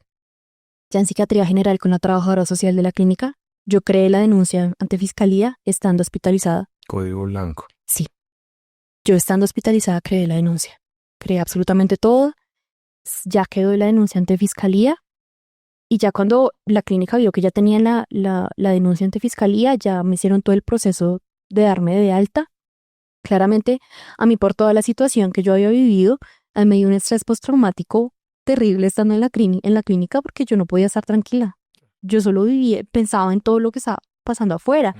Cuando habían días de visita, a mí me daba el miedo de verdad de verlo y que me matara en la clínica. O sea, yo en la clínica ni siquiera tenía paz. Ya la clínica le prohibió, ya se explicó todo, la clínica se hizo el cambio acudiente, se le prohibieron llamadas, aún así él llamaba a la clínica 30 veces al día para poder hablar conmigo. A mi familia, a todo el mundo. Ya cuando salí de la clínica, el mismo día que yo salí, me dirigí a comisaría de familia de Rafael Uribe Uribe para seguir con el proceso. El mismo día que yo salí, yo no le di esperas. Ujú. Yo dije, ya empecé, ya tengo que seguir con este proceso. Pero yo en ese momento yo no sabía lo difícil que es acercarse a una comisaría de familia a explicar un caso de estos. Ujú. Yo era la única mujer que me encontraba. Ya eran como 7 de la noche, yo era la única mujer ahí. La mujer que me atendió súper mal. Es un proceso muy revictimizante. Ella solo me decía, es que usted acaba de salir de una clínica psiquiátrica, yo esto no lo va a creer. Eso te dijo. Sí, que ella no me iba a creer. Que quién sabe yo qué hice para que él hiciera eso. Entonces, yo igual le creé. Fueron 3 horas donde ella se demoró, me dio peros y largas y largas y largas. A mí me ofrecieron el casa refugio. Ujú. Yo me había mudado, yo ya había estado 13 días aislada. Yo no quería seguir aislada. Yo quería estar con mi familia, a lo cual yo le dije a ella que yo no quería la casa refugio, que yo lo que quería era estar con mi familia. A lo que ella me dijo, pero no que está en riesgo, si ve que yo a usted no le creo nada, porque si usted estuviera en riesgo de que de verdad la van a matar, usted se iría a la casa refugio. Pero es su problema. Fue muy hostil todo el proceso. Al final me dieron una medida de protección provisional por unos días, mientras venía la primera audiencia. Cabe aclarar que en ese tiempo en la empresa Amazon, en la que ambos trabajábamos, yo le comenté a la empresa todo desde un principio. ¿Desde cuándo? Apenas yo salí de la clínica, Ujú. lo primero que hice fue comunicarme y decir, yo no me intenté matar. Esto fue lo que realmente pasó. Y Ya, porque ellos sabían que él también le comentó. él también le comentó a mi jefe en ese momento que yo me había intentado suicidar ¿Y cómo tenía acceso a tu jefe? por mi celular. ¿Por tu celular? Él, por ser mi acudiente, él se quedó con mis cosas, con mis pertenencias, se quedó con mi celular un total de 8 días donde aprovechó para borrar conversación, manipuló nuestro chat como a su antojo, lo manipuló totalmente, borró fotos que yo me había alcanzado a tomar. A mi profesor lo amenazó, el profesor renunció a la universidad, se desapareció totalmente, entonces ya no tengo esas pruebas. Se encargó de amenazar al profesor, a mí también, que no, nadie me iba a creer. Entonces se quedó con mi celular 8 días donde lo manipuló. Obviamente accedió a mi celular sin mi consentimiento, compartió información mía, sin mi autorización tampoco. Ya después de los 8 días, después mi familia desde el día 1 le pidió mis pertenencias, pero después de 8 días, veo que las envió. Yo a la empresa, desde el principio, yo les comenté absolutamente todo. Yo les dije, yo estoy recibiendo amenazas. Me llegaban fotos afuera de mi casa, donde se paraba afuera de mi casa. Así, Ya después de que saliste del internamiento. de afuera de mi casa me enviaba fotos diciéndome, ahí está encerrada como una rata, pero apenas pueda la mato. La mato y Se me los voy del vamos a país. compartir para que ustedes lo puedan ver. La mato y me voy del país. Y me enviaba fotos, a mis amigos les enviaba fotos mías, a la universidad. Ya la directora de la universidad le envió un mensaje diciéndole que iba a tener una estudiante menos, que si ya había accedido a la universidad antes, lo iba a poder hacer otra vez, y que iba y me mataba en la universidad, que no le importaba.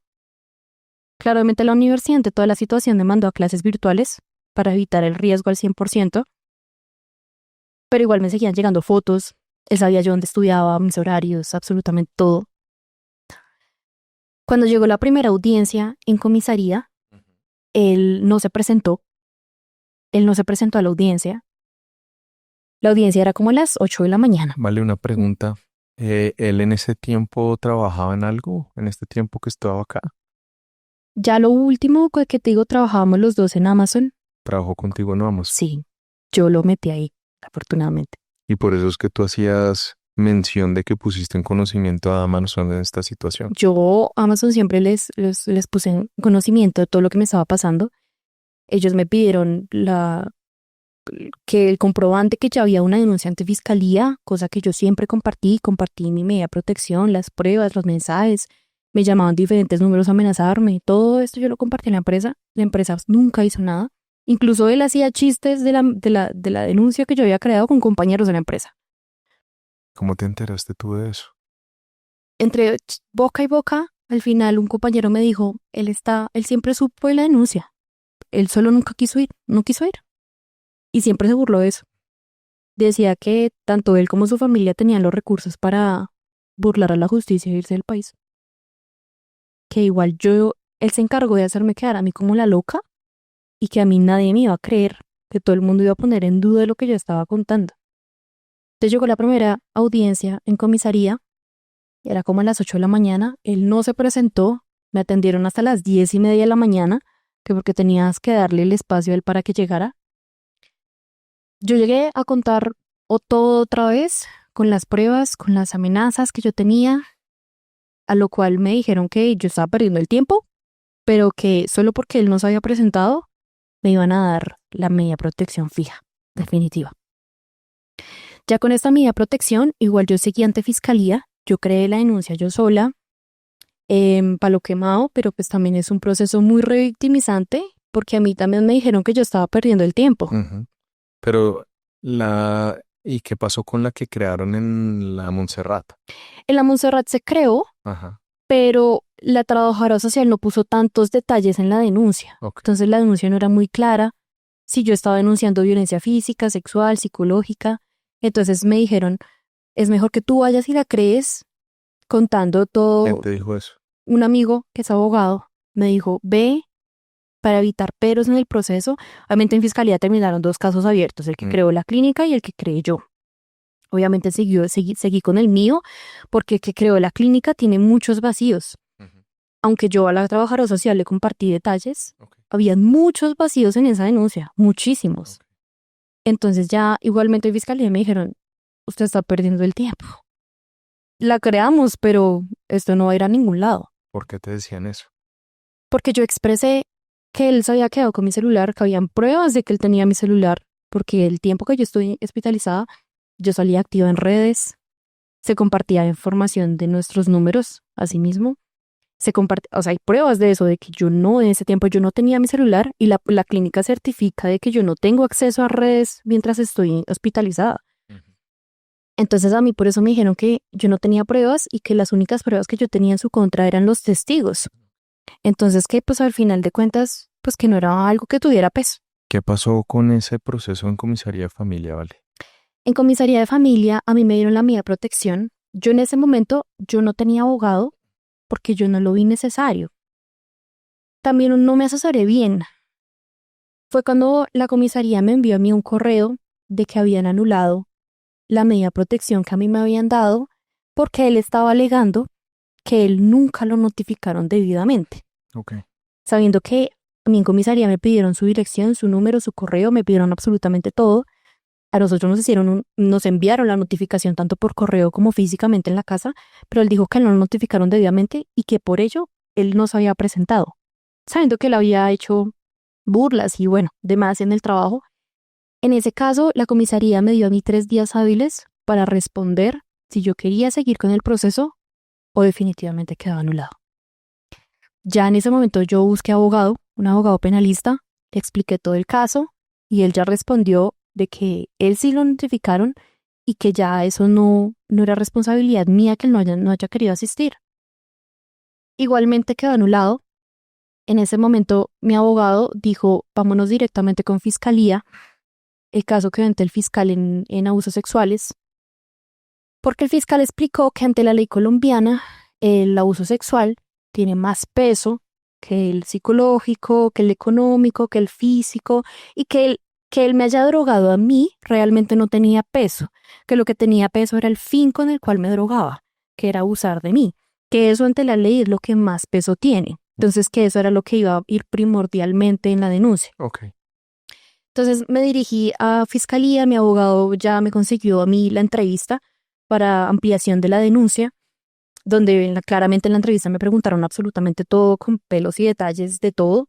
Yo conté absolutamente todo, dejé a mis testigos y la fiscalía, pues con todas las pruebas que se presentaron, sin necesidad de audiencia ni nada, me dieron mi medida de protección fija emitida por fiscalía, en el cual yo fui y ante el CAI de mi localidad y ante la comisaría llevé ya la que me había la fiscalía. Que la fiscalía determinó que estoy en un riesgo grave de intento de feminicidio. Entonces que por lo tanto iba a tener mi medida de protección fija. Sí. ¿Y eso es lo que ha pasado hasta este momento? Hasta este momento. Lo que yo sé es que él se sigue burlando de que pues él no va a pasar nada y que a mí nadie me va a creer y que él se encargó de que el caso quedara tan bien, tan perfecto a sus ojos, que él, si quiere, mañana se va del país, que él está esperando la otra audiencia que tenemos ante comisaría. ¿Qué es cuándo? 21 de agosto. Para ya irse y burlarse tanto de mí, de mis amigos, de mi familia, como de la justicia. Y él me decía, incluso antes de que pasara todo, que si él quería me mataba y que él me aseguraba que no iba a pasar nada porque su familia iba a meter dinero en el proceso para que no pasara nada. Bueno, vale, pues obviamente en un primer momento pues lamento mucho todo lo que has tenido que vivir hasta este momento. Que hayas vivido todo este tipo de abusos y vejámenes en contra tuyo no es tu culpa. Tal vez lo primero que tienes que empezar a meterte en el corazoncito y en la cabeza. Porque a pesar de que a raíz de todos estos años hayas sido víctima de diferentes tipos de manipulaciones, la responsabilidad nunca va a ser tuya. Nunca fue ni por haber aceptado a una persona en Tinder y haber tenido una conversación, ni por el hecho de haber vivido con él, de haberlo aceptado, porque seguramente no solamente tú, sino muchas personas van a empezar a tratar de decirte a ti que tú fuiste responsable en cierto Sí. punto. Y recibí esos comentarios Pero desde uno la no, clínica. pero uno no es responsable de eso, ¿vale? Tú no eres responsable de creer, tú no eres responsable de la inocencia que tenías en su momento, porque es que uno tampoco tiene que empezar a modificar el corazón y los sentimientos para blindarse de todas las personas malas que hay. Porque finalmente eso también termina generando ese tipo de argumentos de creer que las víctimas son las responsables de los delitos que cometen en contra de ella. Según lo que tú me cuentas, y lo digo en términos de presunto responsable, es más que todo porque necesitamos mantener una obligación legal de que naturalmente la responsabilidad de los delitos solo la determinan los jueces, pero también porque estamos cumpliendo con las reglas del escrache de la Corte Constitucional y es entender y venir a decir que pues hay una presunción, ¿no? Hay una probabilidad que él sea responsable, es igualmente a que le vamos a poner todas las pruebas que tiene Vale y que tenemos nosotros para que ustedes saquen sus propias conclusiones. Pero la responsabilidad es de tu presunto violador. Sí.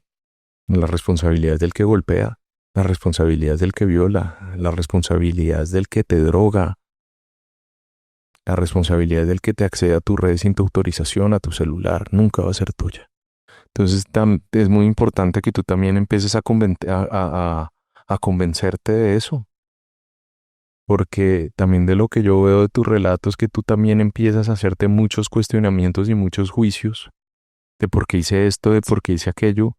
Y primero, pues uno no puede cambiar el pasado y es una realidad, Sí. pero tienes que empezar a trabajar en ti para entender que fuiste víctima de una estrategia de manipulación muy fuerte y que hoy estás aquí contando tu historia y que contar esta historia no solamente tiene la finalidad de empoderarte a ti, sino de empoderar a todas las personas que puedan estar pasando por una situación similar, que nunca va a ser responsabilidad de ellos. Nunca va a ser la responsabilidad confiar, querer, amar. Nunca va a ser responsabilidad tuya haber sido víctima de esa estrategia de manipulación. Eh, Obviamente el proceso penal apenas inicia. Y sí es muy importante que podamos buscar y vamos a ayudar a la fiscalía a acelerar el trabajo. Y eso pasa mucho en los procesos de víctimas. Es muy importante entender que tal vez la principal demora en los procesos penales en Colombia, cuando existe este nivel de congestión tan bárbaro como el que estamos, es tratar de hacer todo lo que investigativamente se pueda hacer legalmente posible para entregarle todos los elementos a la fiscalía para poder concluir que tú fuiste víctima de diferentes delitos. La violencia intrafamiliar es claro. Cuando una persona genera violencia, comete violencia, violenta a cualquier persona de su núcleo familiar, física, económica, psicológicamente. Y bastaría, en medio de todo ese trasegar de delitos de los que fuiste víctima, al menos señalar los que más se puedan acreditar.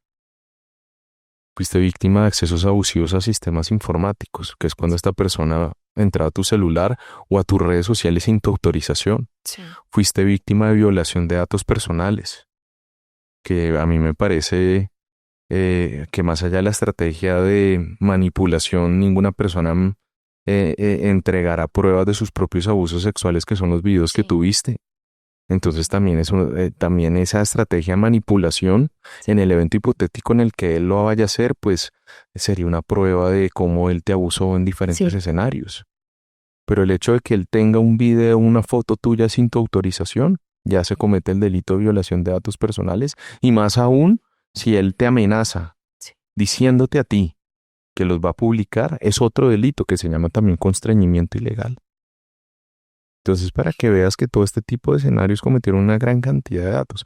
¿Por qué la fiscalía de delitos? ¿Por qué la fiscalía te decía que el hecho de drogar no es delito? Pues naturalmente, simplemente el hecho de drogar a alguien no es delito.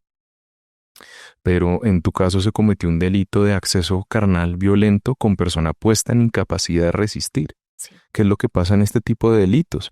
Que llega una persona, droga a la otra y posteriormente la viola. ¿Qué fue lo que pasó en tu caso? Sí. Solamente por ese delito que está grabado por el hecho de que tú fueras su pareja, mínimo estaríamos hablando de más de 30 años de cárcel. Y en el derecho penal existe algo que se llaman los concursos, que es cuando una persona con una misma acción o con varias acciones, ¿cierto? Viola varios delitos. Sí. Entonces, por ejemplo, si una persona te maltrató ese mismo día, después, física, psicológicamente, económicamente, ahí estaría la violencia intrafamiliar. Y después él trae droga y te viola. No habla de un concurso de violencia intrafamiliar con acceso carnal violento en persona puesta en incapacidad de resistir.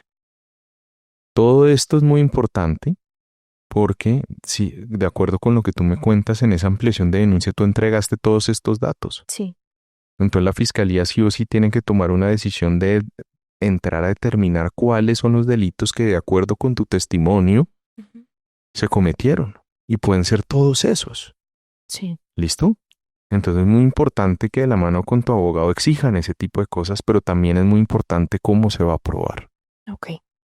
En este tipo de casos, la gente termina diciendo, no, es que solamente es tu testimonio, no van a haber prueba, nada, no. En Colombia se permiten la condenas con testigos únicos. Porque obviamente en este momento, frente a la gran mayoría de abusos, solo tienes tu testimonio. Tu testimonio es prueba. Y tu testimonio en este momento es la prueba más importante de todo lo que tú me estás contando. Hacer la prueba para poder acreditarle a un juez y a la fiscalía de que tú fuiste víctima de muchísimos delitos, según lo que tú me cuentas. Sí. Y entonces, ¿cómo se trabaja con testimonios únicos? Tu testimonio ya está. Entonces toca empezar a estructurar toda una gran cantidad de pruebas o de diferentes pruebas que permitan corroborar lo que tú dijiste, que se llaman las pruebas de corroboración. Eso viene desde el derecho español, en temas de violencia sexual, que inicialmente era con temas de menores, pero que también se maneja en temas de violencia sexual cuando la información está limitada y tenemos un único testimonio, pero lo que vamos a hacer es empezar a construir una prueba acá de psiquiatría forense, por ejemplo.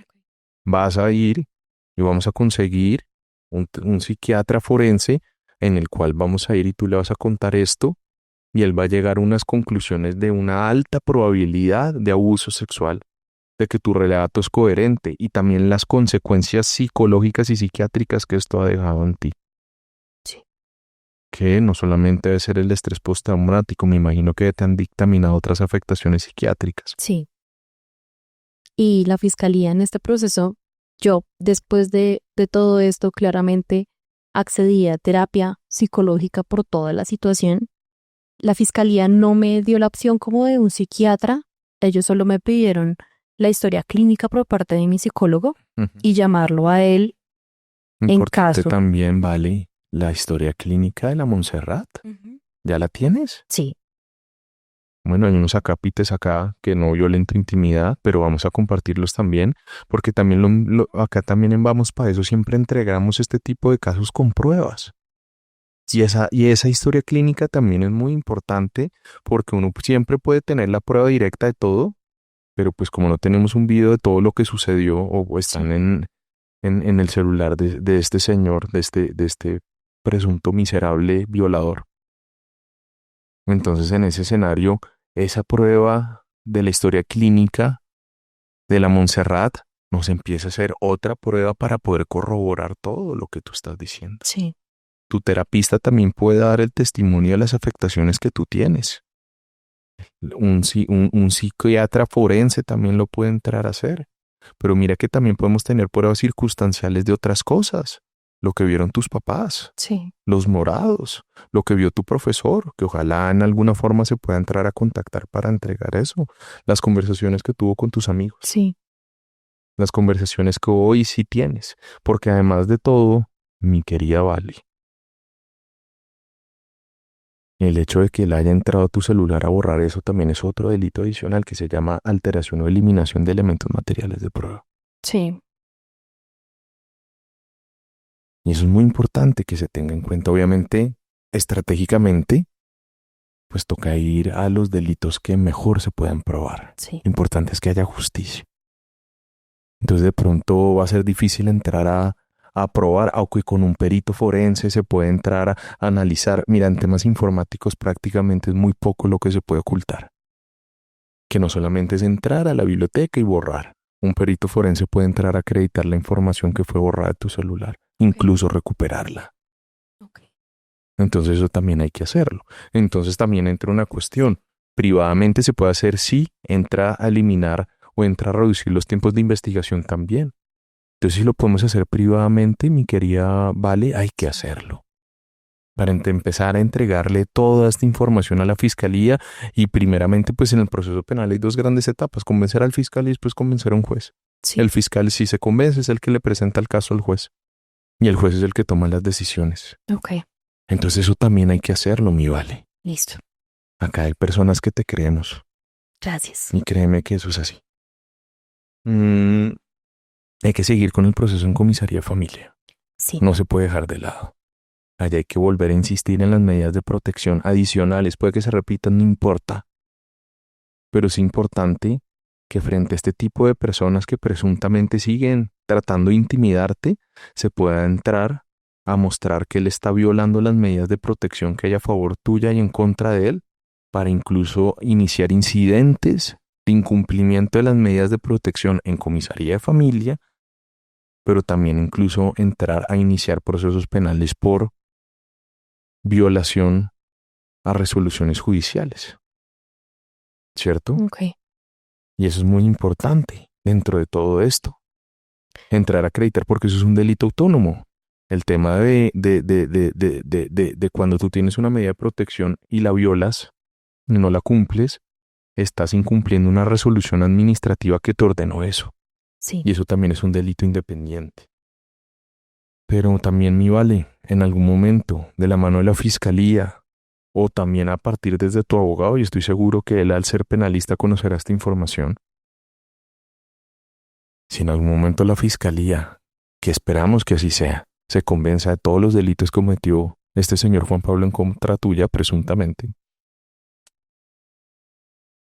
es importante solicitar una medida de aseguramiento. Una medida de aseguramiento es tratar de privar una libertad por unas razones muy particulares. No estamos anticipando de que él va a ser responsable, pero es que él pueda pasar privado de su libertad mientras se decide si es inocente y culpable. ¿Y sabes por cuáles razones se puede dar una medida de aseguramiento? ¿Por cuáles la puede dictar un juez? ¿Por un peligro para la sociedad? Que parece que sí lo es. Sí. Pero por el peligro hacia la víctima y su familia. Y que él esté violando medidas de protección y te esté hostigando posteriormente es suficiente para aplicarla. Pero también una más muy importante, el riesgo de fuga. Sí. Entonces, es muy probable que sea si el proceso se genera de esa manera, hay que ir con toda esa evidencia para mostrar que él se va a volar y que te sigue molestando y te sigue hostigando. Y eso es algo que tienes que ser muy juicioso a través de tu abogado, y es que al mínimo acto de presión o de hostigamiento tienes que notificárselo a la comisaría de familia, tienes que notificárselo a la fiscalía. ¿Listo? ¿Promesa? Por promesa. La violencia intrafamiliar puede ser denunciada por cualquier persona. Dejen de creer, por ejemplo, lo que la policía le dijo a Vale de que si ella no lo hacía, no es que cualquier persona, y más aún una autoridad como un policía, tiene conocimiento de eso, tiene que iniciarlo. Ok. Tiene que iniciarlo porque en el derecho penal hay delitos que sí necesitan que la víctima los inicie. Por ejemplo, si yo salgo a un bar y me pegan un puño, se cometen lesiones personales. Depende únicamente, el Estado no puede iniciar una investigación oficiosa, es decir, sin la denuncia a la víctima. Pero en la violencia intrafamiliar y más aún en temas de violencia sexual, tienen que hacerlo. Y debieron haberlo hecho. De pronto en ese momento si hubiera pasado las cosas no estarían en este momento de esta manera. Sí. Porque incluso si ellos vieron que él te estaba ahorcando dentro del carro, era suficiente para considerar que él estaba en flagrancia de un delito y lo tuvieron que haber detenido. ¿Tú sabes en este momento o tienes conocimiento de él dónde se encuentra? Hasta donde yo sé, él se encuentra en Bogotá. Sigue en el mismo apartamento donde vive con su mamá. ¿Cuándo fue la última vez que trató de intimidarte o de hostigarte él? Eso fue hace como un mes creando perfiles falsos de Instagram. Entonces me hostiga por ahí. Yo le había comunicado esto a la comisaría, pero ellos me dijeron como, es que nosotros no tenemos forma de comprobar que sea él, entonces eso es tarea de la fiscalía. Entonces son ese tipo de discusiones, vale, ¿cierto? En los que obviamente pues va a ser difícil probarlo, uno debe denunciarlo, pero muy posiblemente dentro de los procesos van a tratar de irse con las evidencias que acrediten de manera más sólida los delitos. ¿Hay alguna duda, alguna pregunta o comentario que quieras resolver? Duda no, es agradecimiento por el espacio y por dar la oportunidad de exponer casos así, porque deben haber muchas mujeres, hombres que pueden estar pasando por algo similar y que no es culpa, lo que tú decías, no es culpa de la víctima y que estando bajo manipulación tan severa y este tipo de violencias no es fácil denunciar y que, pero que igual se haga, que la denuncia es el primer paso, que no es sencillo, pero para poder lograr un poquito de justicia. ¿Qué le dirías a Juan Pablo? A Juan Pablo le diría que en el momento no tengo cosas buenas para decirle, me causó mucho dolor, sufrimiento, no solo a mí, a mi familia, a mis amigos y todo lo que eso trajo después, que son marcas que no se borran de un día para otro y que se encargó de que muchas instituciones, la fiscalía, la comisaría, la policía, muchos me digan, no te creo por todo lo que pasó, pero que tengo la esperanza y la fe de que se va a hacer justicia. Bueno, si ustedes creen que tienen un caso que merezca justicia, pues vamos para eso. Vamos para eso. En Vamos Pa' Eso somos profundamente respetuosos de la presunción de inocencia y entendemos que esta solo puede ser refutada por un juez de la República. También consideramos que las personas que asisten a este podcast en la gran mayoría de los casos están ejerciendo su derecho constitucional a la libertad de expresión, materializada en su derecho al escrache, que no es otra cosa que poder denunciar públicamente en el marco de la imparcialidad, de la veracidad, del no hostigamiento virtual ni físico y naturalmente al no revelar datos personales que puedan individualizar e identificar a estas personas, cumplimos con los requisitos constitucionales del escrache. Es por eso que hacemos estos capítulos y es por eso que somos cumplidores de la ley y de la Constitución.